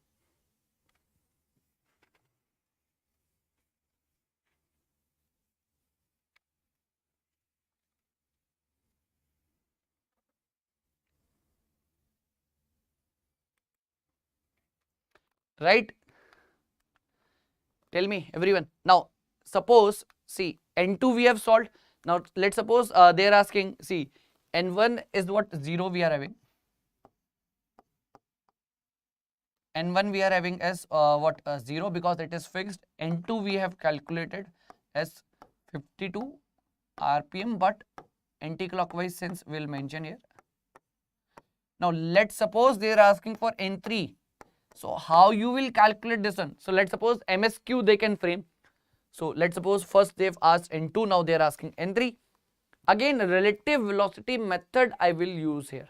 Again, relative velocity method I will use here. So 2 and 1 are in the meshing, 2 and 3 are in meshing. So if I use the relations like this, okay. So first I will consider this one. N2 with respect to arm divided by N1 with respect to arm. So this relation, it would be like this, T1 by T2. So this is the equation number 1 we are having. Now N3 with respect to arm divided by N2 with respect to arm. Now T2 by T3 will be there, but a negative sign will come. Right? Why the negative sign will come? Because of the external meshing. Right? Because of the external meshing or the external gearing, sense of rotation will be different. Right? Sense of rotation will be what? Different. So sense of rotation is different, so we need to consider that particular thing. That's why we have added this negative sign in the relation. Okay, so this is the relation. Now if I use both 1 and 2, or if I multiply both 1 and 2, this N2 with respect to arm will be what? Cancelled out, and I can directly write this thing as what?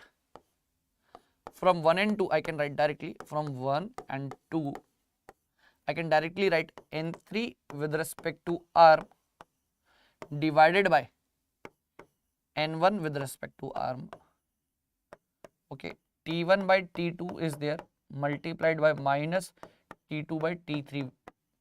Okay, just you need to put the values and you will get the answer. How you will write? N3 minus N arm divided by N1 minus N arm. Okay, T2 again it will be cancelled out. Now minus T1 by T3 it would be there. Okay, minus T1 by T3 is there.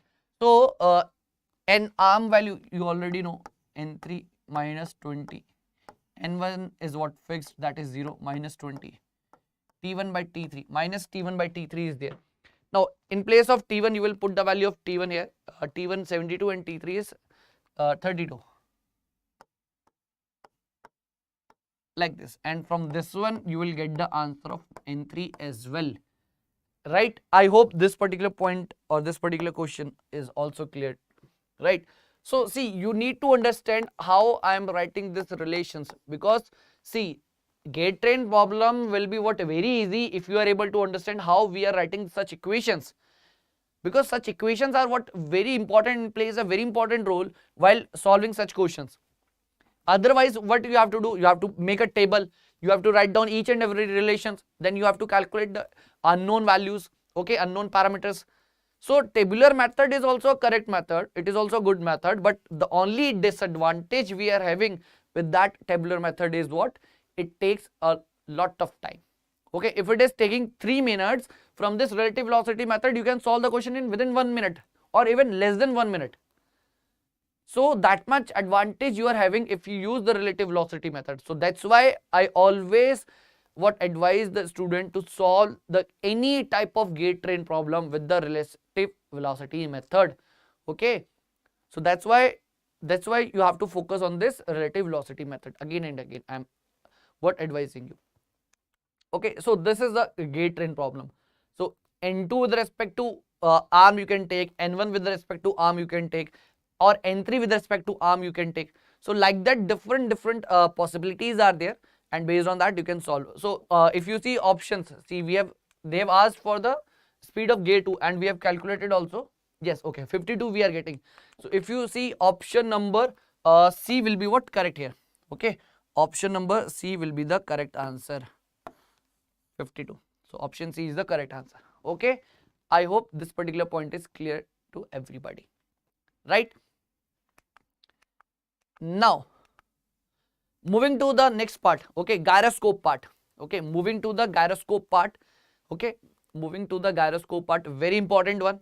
Again, see, in this formulas are what? Very simple gyroscopic formula, couple formula is there one, and other formulas are very simple. But what is the most important or challenging thing in this gyroscope is what? Trying to identify. You have to identify what? The direction of the reactive gyroscopic couple and what are the effect of those reactive gyroscopic couple. Right? So that is what the challenge here. You need to identify what will be the effect of reactive gyroscopic couple. So such are the what? Challenges you have to face while discussing any problem from the gyroscope. So I will discuss some concept here, because see, if the concept is clear, then you can solve any kind of question from the gyroscope, I can guarantee. So that's why I will discuss a concept here. Then after that, I will discuss the numerical also, right? So first of all, I will discuss a case with the ship. With the ship, I will discuss. So that part we'll discuss here. Okay.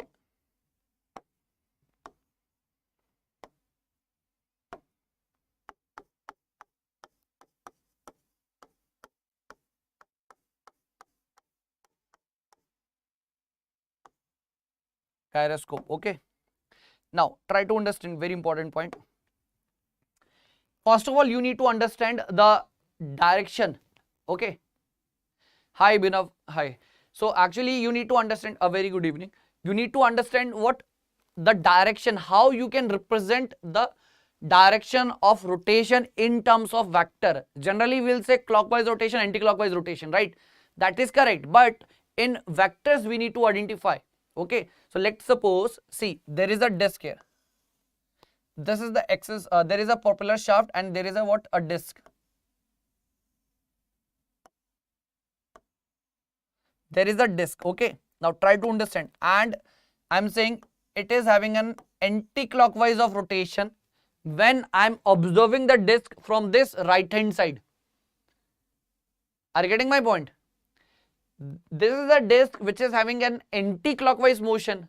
So when I'm saying anti-clockwise motion, I have to tell from where I'm observing the disk. So I'm observing the disk from the right hand side. So in the sense of rotation, you have to curl your fingers. In the sense of rotation, you have to curl your fingers. So the thumb will show the direction of rotation. That is what the rotation direction in terms of vector. Is this point clear to everybody? Is this point clear? Just you need to curl your fingers in the direction of rotation and the thumb will show you the direction of rotation vector. Okay. So in that case, see, you will draw the diagram of the rotation vector like this. This is the diagram for the rotation vector. Okay. So this is what we are having, anti-clockwise from RHS. So that is what, how the our rotation vector will look, look like. Okay. Okay. This is clear. So actually, what is the disadvantage of using this clockwise, anti-clockwise? Generally, you have to tell from this point I am observing clockwise, from this point I am observing anti-clockwise, like that you have to tell. But when I am drawing a rotation vector, there is no need to tell whether it is clockwise from RHS or anti-clockwise from the LHS, like that. Okay, there is no requirement. So if I have drawn this direction, this vector, no, it is clear from the RHS it is anti-clockwise, from the LHS it would be clockwise. Why? Just use your thumb in the direction of arrow and the fingers, the direction of the fingers will tell you the clockwise or anti-clockwise sense.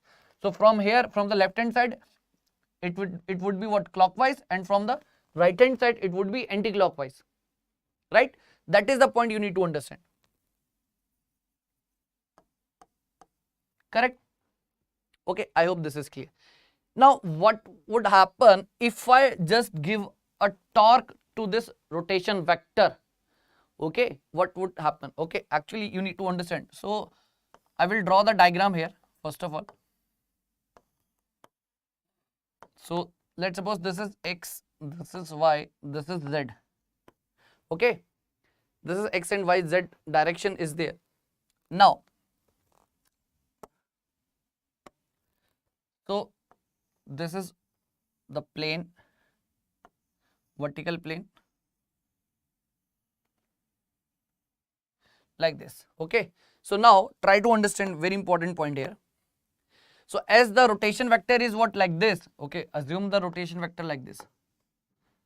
This is the rotation vector you are having. This is the rotation vector you are having. Okay. Clear? This is the rotation vector. Now if this rotation vector moves in the left direction or the right direction. So let's suppose it is moving in the right direction. Let's suppose it is moving in the right direction. So actually this is the rotation vector, this is the axis. Now when it is moving right or left, it is the motion which is taking place in a horizontal plane. right? This point you need to understand, very important, with regards to the plane, in which plane the motion is happening. So I'm saying this rotation vector, this axis of the spin turns right or left in the horizontal plane. So when it is moving in the horizontal plane and takes the right turn, it would be like this, right? It would be like this. And obviously, see, if it is moved right, so some torque or some couple has been applied. That is what we are calling it as active gyroscopic couple. Okay, obviously this axis of the spin cannot move on its own. Either it would be right or left. It would be moved only when some active gyroscopic couple is applied. Okay, it cannot move or it cannot rotate on its own. It cannot rotate on its own. Okay, that is the point we need to understand. So some reactive gyroscopic couple has been applied like this, and as a result of that one, a reactive gyroscopic couple will be applied. Okay, as a result, a reactive gyroscopic couple will be applied like this. Now, all of this thing is happening in a horizontal plane. All of this is happening in a horizontal plane. Okay, now try to understand. Everything is happening in a horizontal plane. The thumb, see, this is the direction of the active. The red one will show the direction of reactive gyroscopic couple. So wherever the arrow is there, in that direction you have to put your thumb. Okay, so the arrow is like this for the reactive gyroscopic couple. Now what will happen? See, what will happen? Try to understand what will happen if it is in this direction, in the upward direction. It would be there. No, it would be like this one. So the fingers, the curl, if you curl your fingers, that will show the effect of the reactive gyroscopic couple. The fingers, the rotation sense.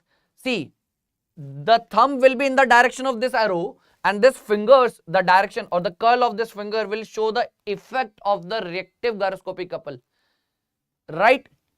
Is that particular point is clear to everybody? Okay. See, first of all, active gyroscopic couple, and as a result, as the effect point, we can say reactive gyroscopic couple will act. So in the direction of arrow, you have to put your thumb, and this fingers will show the effect of the reactive gyroscopic couple. So that is what we need to apply in the case of aeroplane and in the case of ships. So aeroplane case is what very simple, right? But today we will discuss the case of ship. In most of the time, you will have what a problem in identifying the effect of the reactive gyroscopic couple in the case of ships, when it is pitching, when it is rolling, when it is steering, different case. Yes, naval ships or any kind of vessel you can consider. Okay, any kind of vessel you can consider that floats in the oceans or in the ships or in the rivers. Okay, any kind of ship you can consider. So I hope a basic part is clear to you. Okay, and one more thing, if I talk about the value of the couple, reactive gyroscopic couple or general gyroscopic couple, it would be what? Mass moment of inertia multiplied by omega of spin, omega of precision. So omega of spin, what? The propeller shaft, that is what rotating. Omega into omega p. What is omega p? Precision. With how much angular velocity your axis of spin is what? Rotating. See, first of all, axis of spin is itself rotating about its own axis. Now you are giving the moment to the axis of spin. So what is the moment, what is the angular velocity that you are giving to the axis of this spin? Right? Yes, Abhinav, that is correct. The precision angular velocity. Absolutely correct. Now we'll discuss the ship case. Very important part. Very important. Ship part we'll discuss here. Okay. Okay. This is the basic terminology that you need to understand for the ship case. Okay, that is what the basic terminology that you need to understand for the ship case. So this part is known as stern, this part is known as bow, this is port side, this is starboard side, this is the longitudinal axis, right? See why it is important, because in the question they will mention the propeller shaft of the ship is moving anti-clockwise when you observe from the bow, okay, or clockwise when you observe from the stern. So like that they will be what mentioning. So you need to understand what is stern, what is bow, and they can mention your propeller shaft is steered towards port side or the starboard side. See, three cases are there: pitching, rolling and steering. What is steering? Steering will happen in a horizontal plane. Pitching will happen in a vertical plane. right? And for the rolling, will there be any gyroscopic couple? Will there be any gyroscopic couple for the rolling case? Tell me.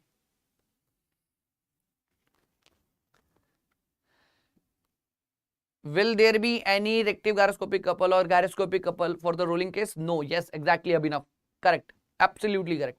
Now, two cases we need to discuss. First is what the steering part. Second part we need to discuss for the pitching. Okay. Now, whenever they will say steering, they will say it will steer to right or left. Okay. Whenever they say pitching, they will tell whether it is pitching down or pitching up. Like that they will tell, right? So steering part is again what very similar to the aeroplane part. So in the aeroplane we'll discuss aeroplane takes the left turn or right turn. So all it is happening in a horizontal plane, right? All it is happening in a horizontal plane. Correct, everyone? So pitching part is what very important. Pitching part they didn't ask till now in the GATE examination. So there is what very high chances that they can ask a question from the pitching. There are very high chances that they can ask a question from the pitching of a ship. Okay. So first of all, you need to understand pitching is the case when it is what having a motion in a vertical plane. First of all, right? And pitching, see, in case of pitching, about which axis it is what rotating? Can you tell me? About which axis it is rotating whenever a pitching is there? About which axis it is what rotating whenever pitching case is there? Try to understand. So this is a longitudinal axis. There is one more axis that is known as what? The transverse axis. Yes, Abhinav, that is correct. That is what the transverse axis, perpendicular to the longitudinal axis.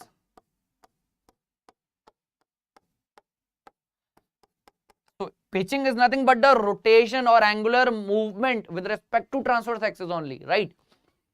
So now let us suppose there is a question. Okay, we'll discuss a question here. Okay, here we'll discuss. There is a question here. First of all, a ship case is there in which a propeller shaft is what? Pitching down. Okay, so ship case is there first of all, and let's suppose it pitches down.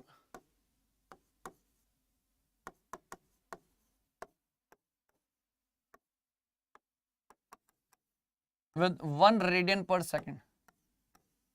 Okay, pitching down with 1 radian per second they have given. Let's suppose. Okay, and there is one more data like this propeller shaft is rotating with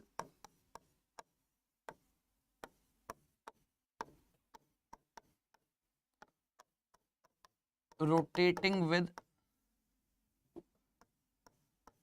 1500 rpm. So from 1500 rpm I can easily calculate omega s, that is what 2 pi n, that is 1500 they have mentioned, divided by 60, that is what omega s. Omega p they directly given as what? 1 radian per second. Okay, so like that some basic details they have mentioned. Some mass moment of inertia is also given, as mass is also given, and also what this radius of gyration is given. So for that, if radius of gyration is given, mk square directly you will use and you will get the mass moment of inertia value. Correct? So pitching down with 1 radian per second, propeller shaft rotating with this one. Okay, now where is the direction of propeller shaft? For that, first of all, we need to understand. Okay, so for that in the question they have mentioned looking from the stern. Okay, the axis of the spin is what? Clockwise. This propeller shaft rotating. See, they have mentioned propeller shaft is rotating in clockwise when observed from stern. So for that you need to understand what is stern. So see, where is the stern? Stern part is here. So from here you will see it is what? Having a clockwise sense of rotation. Okay, so for that you need to draw the rotation vector. Okay, so that is the point they have given. Now we need to understand what are the effects of this pitching motion. Okay, now first of all I will draw this axis. First of all I will draw the axis part here.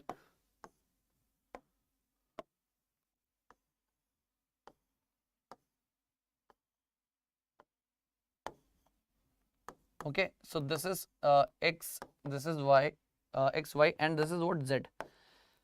Now I will draw this plane here.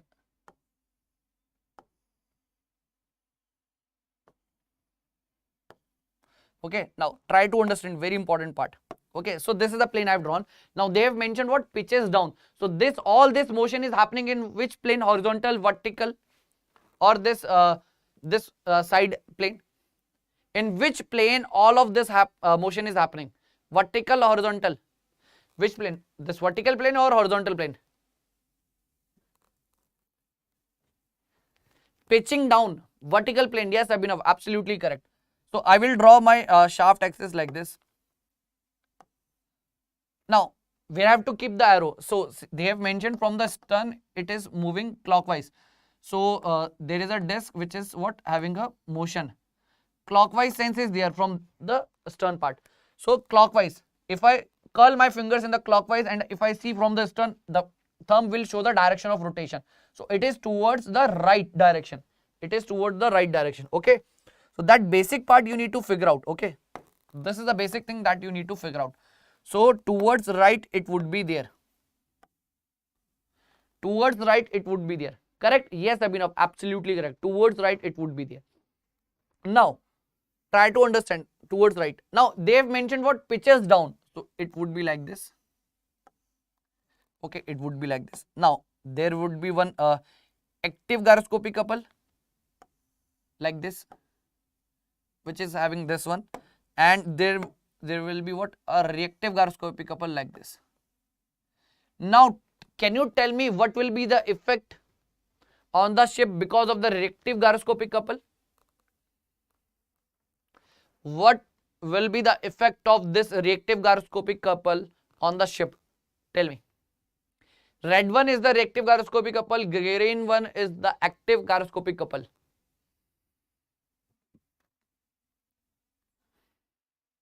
Tell me, what will be the effect of the reactive gyroscopic couple?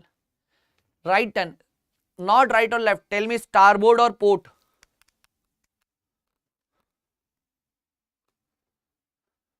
Right or left? See, there is a confusion. So you have to be what, very clear with the directions part, right? See, don't tell me right or left. Tell me starboard or port. Yes, absolutely correct. Port side. Port side. Yes, correct. See, in the vertical plane, if you see, reactive gyroscopic couple direction is in the upward direction. So my thumb will be in the upward direction. This fingers will curl in this direction. So what will happen to this ship? It will, see, it will move in the port side. It will move in the port side because these fingers are curled in such a way that it will try to steer your ship towards the port side. Okay.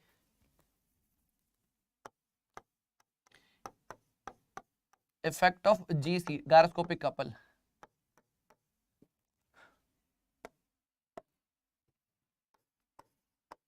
Ship steered towards port side. Right. Ship steered towards port side. Right. I hope this is clear. Very basic part.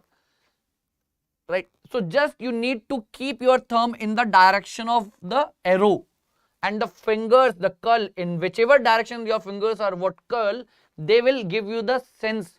They will give you the effect. What kind of effect the reactive gyroscopic couple will have. Right.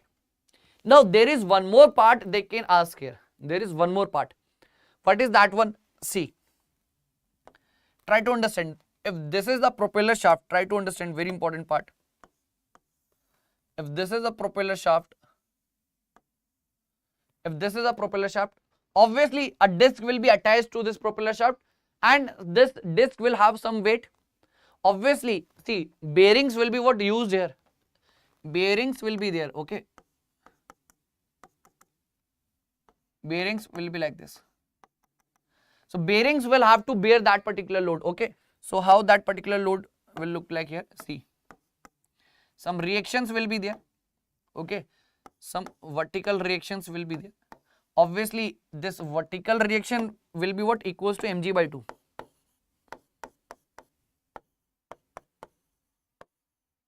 Mg is the weight of the disc or the propeller shaft itself, right? Okay, or the rotor on the propeller shaft. Okay, for that mg is the weight. So vertical reaction will be mg by 2, mg by 2 here. Symmetrical case, right? Now, as the reactive gyroscopic couple has some effect, and based on that effect, we have concluded that ship will steer towards the port side. So obviously, a reaction will be applied on the bearing only, right? See, whenever gyroscopic couple is there, no, so you have to apply on the forces on the reactive on this bearing itself. See, ship steer toward port side, and how it will move? Obviously, on the bearing itself, you have to apply forces, right? So what will be the forces? How the forces will look like? So now, if you observe from the top, there will be a couple formation is there. That is what the gyroscopic couple we are calling. If you observe from the top, and as we have concluded that it is moving towards the port side, okay, it is moving towards the port side. So if you observe from the top, in which direction you will have the couple direction? What will be the direction of a couple when you observe from the top? In which direction the couple will be there? Tell me. Can you tell me?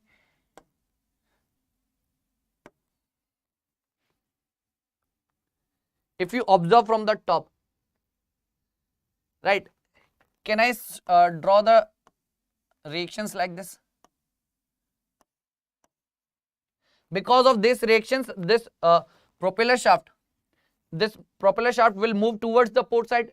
Is that particular reactions are correct? Tell me.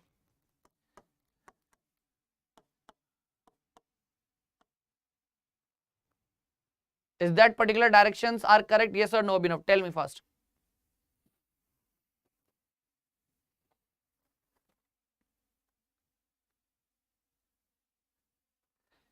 See, reactions will be applied in such a way that the propeller shaft will move towards the, see, reactions, this reactions are in, see, we have mentioned what H, horizontal reactions. Horizontal reactions, see, suppose this is the shaft, propeller shaft. Vertical reactions will be there because they are bearing the weight of the shaft, right? Now, horizontal reactions will be applied in such a way on the propeller shaft so that it can move towards the port side. Now try to imagine how the reaction should be applied on the bearings in the horizontal direction so that it can move in the horizontal plane, and but it moves in the towards port side. Are you getting the point? See, when it is moving toward port side, it is a rotation that is taking place in a horizontal plane. It is a kind of motion that is what happening in a horizontal plane. So obviously reaction has to be what applied in a horizontal plane only. So you need to imagine in which direction the horizontal reaction should be there so that this propeller shaft has to move in the port side, right? Correct. So some force has to be what applied here, some force has to be what applied here. So that is what we have applied. Now it is clear, Abhinav? Now it is clear.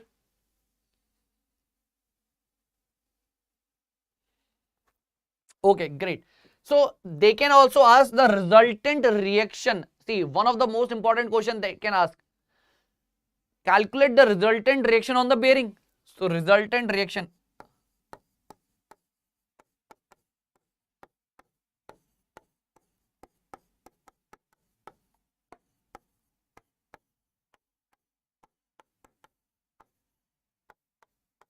Resultant reaction on bearing. Okay. It would be like this one. RH square plus RV square. Like this. I hope this is clear. Yes, Abhinav, absolutely correct. This is the resultant reaction on bearing. Correct? This is the resultant reaction on bearing.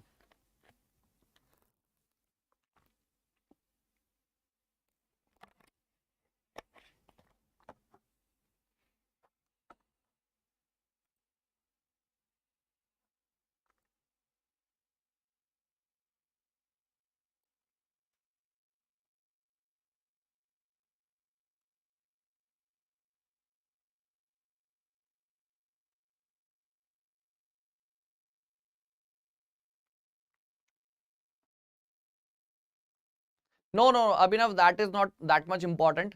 Most of the time you will see only the case of aeroplane and the ships, right? That is not that much important. Okay. Ships part are what very important for the GATE examination. Definitely 99% you will see a question from the ship this year also, right? That is the possibility, and this is one of the question that is what expected in the GATE examination. This question, right? So I hope this point is again clear. Okay. Result and direction. Now I will discuss some few important parts with regards to flywheel, because again the flywheel part is what very easy part, formula based one. Some important delta E, you know the formula. Okay, basic formula based questions they will be asking from the flywheel, but some different aspect I will cover here, so that you will have an extra edge, so that you can solve any type of questions from the flywheel chapter as well. Okay. Now if I talk about the flywheel part,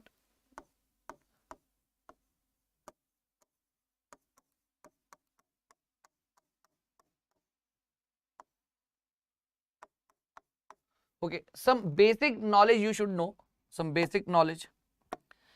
What is that particular knowledge? See, variation of the turning moment with respect to the crank angle, right? Initially a suction is there, compression is there, then power stroke you will have, then the exhaust stroke you will have, right? So such 4 strokes you will have. For a 4-stroke engine you will have that particular strokes. So during suction, see, if I draw the diagram here, it would be like this one.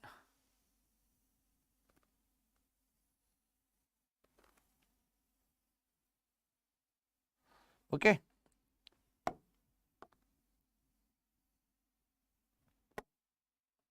So diagram will look like this one.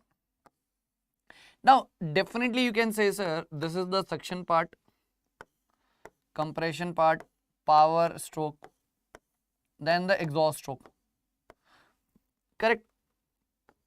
So pi here it would be there, here it will be 2 pi, 3 pi, and here it will be what, 4 pi.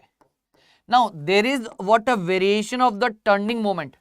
Actually what is the problem with our 4-stroke engine? There is a variation in the turning moment, and in the ideal case, see what we really want from our IC engine.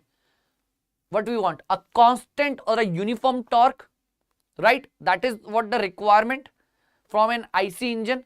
Constant uniform torque we require, but obviously IC engine will not give that much that uniform torque. So as a result we have to use what? The flywheel, and it will try to what? Uniform the torque. Okay, it will try to reduce the variation. It will try to reduce the variation of the torque. Correct. So in general case, in ideal case, if I assume there is a one torque that is what required to run my engine, that particular torque is known as the T mean torque, right? This is what T mean. This basic concept you should know. Mean torque is that particular torque which is required to just run the engine. If the torque is more than mean torque, what will happen? Your vehicle will accelerate. If the torque is less than mean torque, what will happen? Your engine or your vehicle will retard. Retardation will be there. Okay, correct. Acceleration will be there when the torque is more than T mean. It will be retardation when the mean torque, actual torque is less than mean torque. So that's why 2 cases are there that you need to understand, very, very important. So always remember there are 2 cases. Case number 1, when the actual torque is greater than the mean torque, what will happen? Acceleration. Obviously positive acceleration is there. Okay. In the second case, when actual torque is less than mean torque, retardation is there. Retardation is there. Correct. Acceleration is there, retardation is there. Now you need to understand this torque difference, delta T, will be equals to what? I alpha.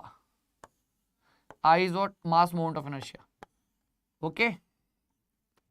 Delta T will be equals to I alpha, and they will be asking a question like, what is the angular acceleration? What is the angular acceleration if the torque is what? This much.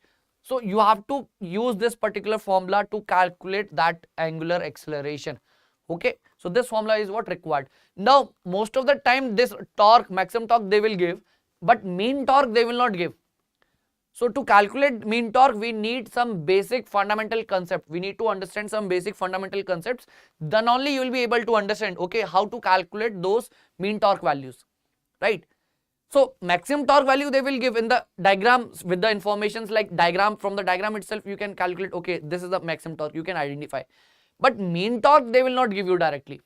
That you need to calculate with the relations or the concepts that you have understood till now. Yes, Abhinav, area under T theta diagram, okay, that is equals to what? The work done per cycle. Yes, absolutely correct. See, work done per cycle is what? Area under T theta diagram, right?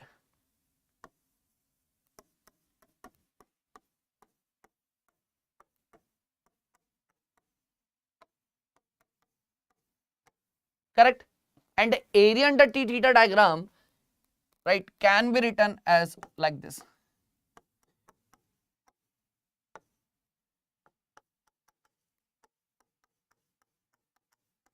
Okay, it is the integration of T to what? Integration of T, that is what the expression of the turning moment you have to take in terms of crank angle. T d theta, you have to integrate this factor, okay? Yes, Abhinav, integration of T theta, okay, yes, that is what, correct, absolutely.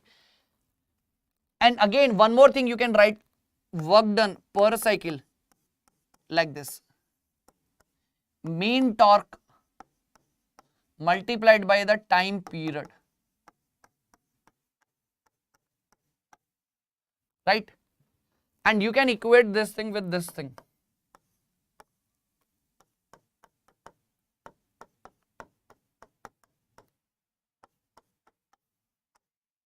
So you will have this mean torque,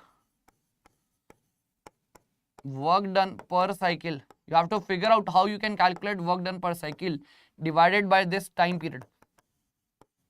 So work done per cycle, most of the times they will give you some diagram, some graph they will give you. From the graph itself, you can calculate the work done per cycle. Time period you have to figure out, right? Time period you have to figure out and divide the work done per cycle with the time period, you will get the mean torque. And one more important point I want to highlight here is that whenever you want to calculate the power, you have to use the mean torque. You have to use what? The mean torque here, okay? Whenever you want to use this, calculate the power here, you have to use the mean torque. Generally we'll write T into omega. Yes, that is what correct formula. But mean torque you have to take while calculating the power, right? Okay, sometimes they will give the maximum torque, minimum torque, average torque. Okay, so you have to consider what? The mean torque. That is what the average torque you have to calculate here. Use here while calculating the power here. Is this point is clear to everybody? Is this point is clear? So these concepts are what? Very, very important. These concepts are what? Very, very important. Okay, whenever the flywheel question they will ask, just this basic point you need to understand.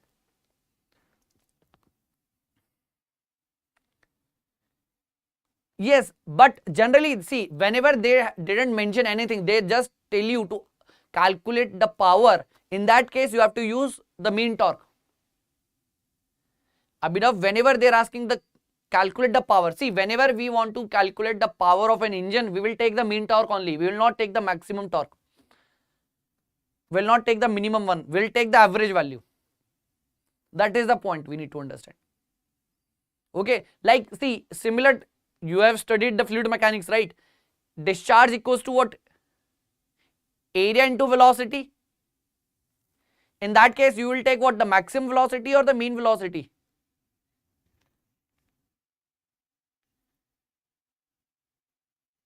Tell me. You will take maximum or minimum? Yes, absolutely average. Yes, Abhinav, absolutely. The average velocity will take here. Okay. So that is the point you need to understand. Whenever see the terms like the discharge, power, so for that we need to take the average values. We need to take what? The average values. Okay. So Abhinav, try to remember this point, very important.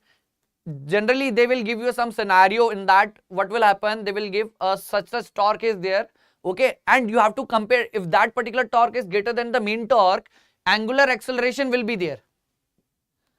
Angular acceleration is there, and when the angular acceleration is there, definitely there will be some asking this point, find that particular angular acceleration.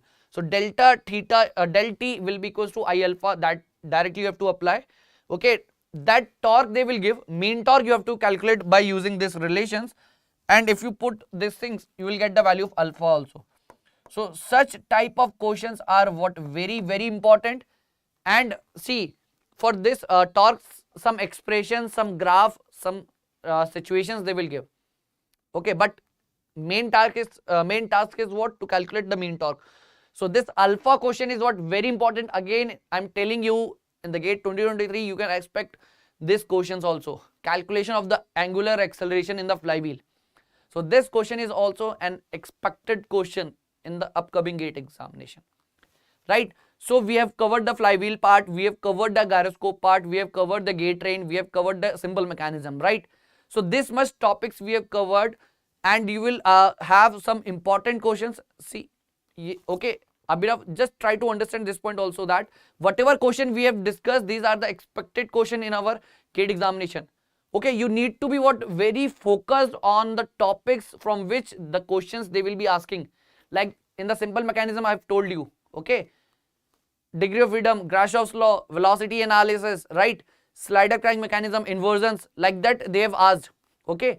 So these are the points you need to focus, these are the topics you need to focus from which they will be asking questions, correct?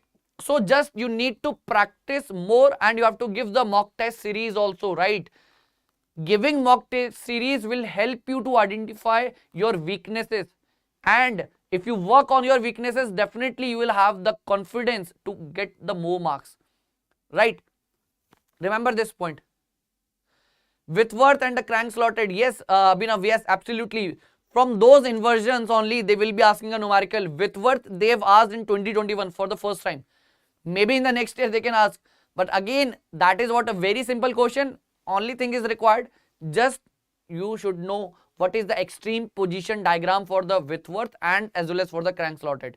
If you are able to draw that extreme position diagram, then it would be what, very easy for you to solve those questions, right? So give AMTS full length mock test series, which is not free for everyone also. You have to give the mock test so that you have a different variety of questions, right? If you just focus on the PYQ only, you will not be able to what, get more marks. Why? Because PYQ is there, obviously it is what required, but it is not sufficient. Yes, Pratik, actually that's what I'm telling. You have to give the full length mock test series. You have to be focused on full length. Forget about this chapter test or this subject test. You have to be focused on the full length test series. Sitting for 3 hours, solving different subject question, that is what we need at this moment. So you have to be what, habitual of giving 3-hour test. That is what required. Solving different subject questions. Formula sheet revision is required. Okay, you have to prepare the formula sheets, like in the strength of material, like in FM, lot of formulas are there. So what will happen, if you don't remember the formula, you will not be able to solve questions. Important relations, different cases are there. So prepare the formula sheets, revise your subject through formula sheets only. Don't touch your class notes at this moment. Just revise your subject from the formula sheets itself, because it will take less time, your subject will be revised. Yes, absolutely, Abhinav. 3 hours of full patience and concentration is required. Because what will happen? No, see, that will come only when you have done enough practice. It will not happen just after completing your class notes, revising class notes, and then directly if you give the exact GATE examination. No, then you will not have that patience or concentration. You have that patience and this obviously motivation or the concentration only when you have practiced this full length mock test series. Okay, at least 13 to 14 mock tests we are having. No, you have to give this mock test so that you will be what, habitual, and you will be confident enough. So when you enter in the examination hall, you don't feel any difference, and you will even solve the toughest questions also, right, with that confidence. So I hope you have enjoyed the sessions. In the next session, that is on the upcoming next day only, we'll discuss some more parts of the theory of machine, like vibration, very important. for the gate mechanical students, vibration, every year 2 or 3 questions they will be asking from vibration. Balancing part will discuss, cam part will discuss, and the governor part will discuss, right? So thank you so much everyone. And there is one more detail is there that you need to focus here. We have actually launched some batches here that you need to focus. Okay, just a minute. I will show you the details. Okay, new batches that we have announced. You can join these batches, okay, for your preparation. Right, so on this live online batch we are having on the 3rd January and the 7th January. These are the subjects for EC and mechanical and civil, and as well as for the CS also, right? Abhinav, thank you so much, and please join in the next session also, because we'll be discussing the vibration topic, very important for the GATE examination. And this is regarding with the live classes that we have planned already on the 3rd and the 7th January. You can attend these lectures, right? And this is on the 8th, we are having the subjects like this. And if you have any problem, you can contact to this numbers, okay? And you can also visit the center at this particular location, right? So I hope you have enjoyed the session. Thank you so much.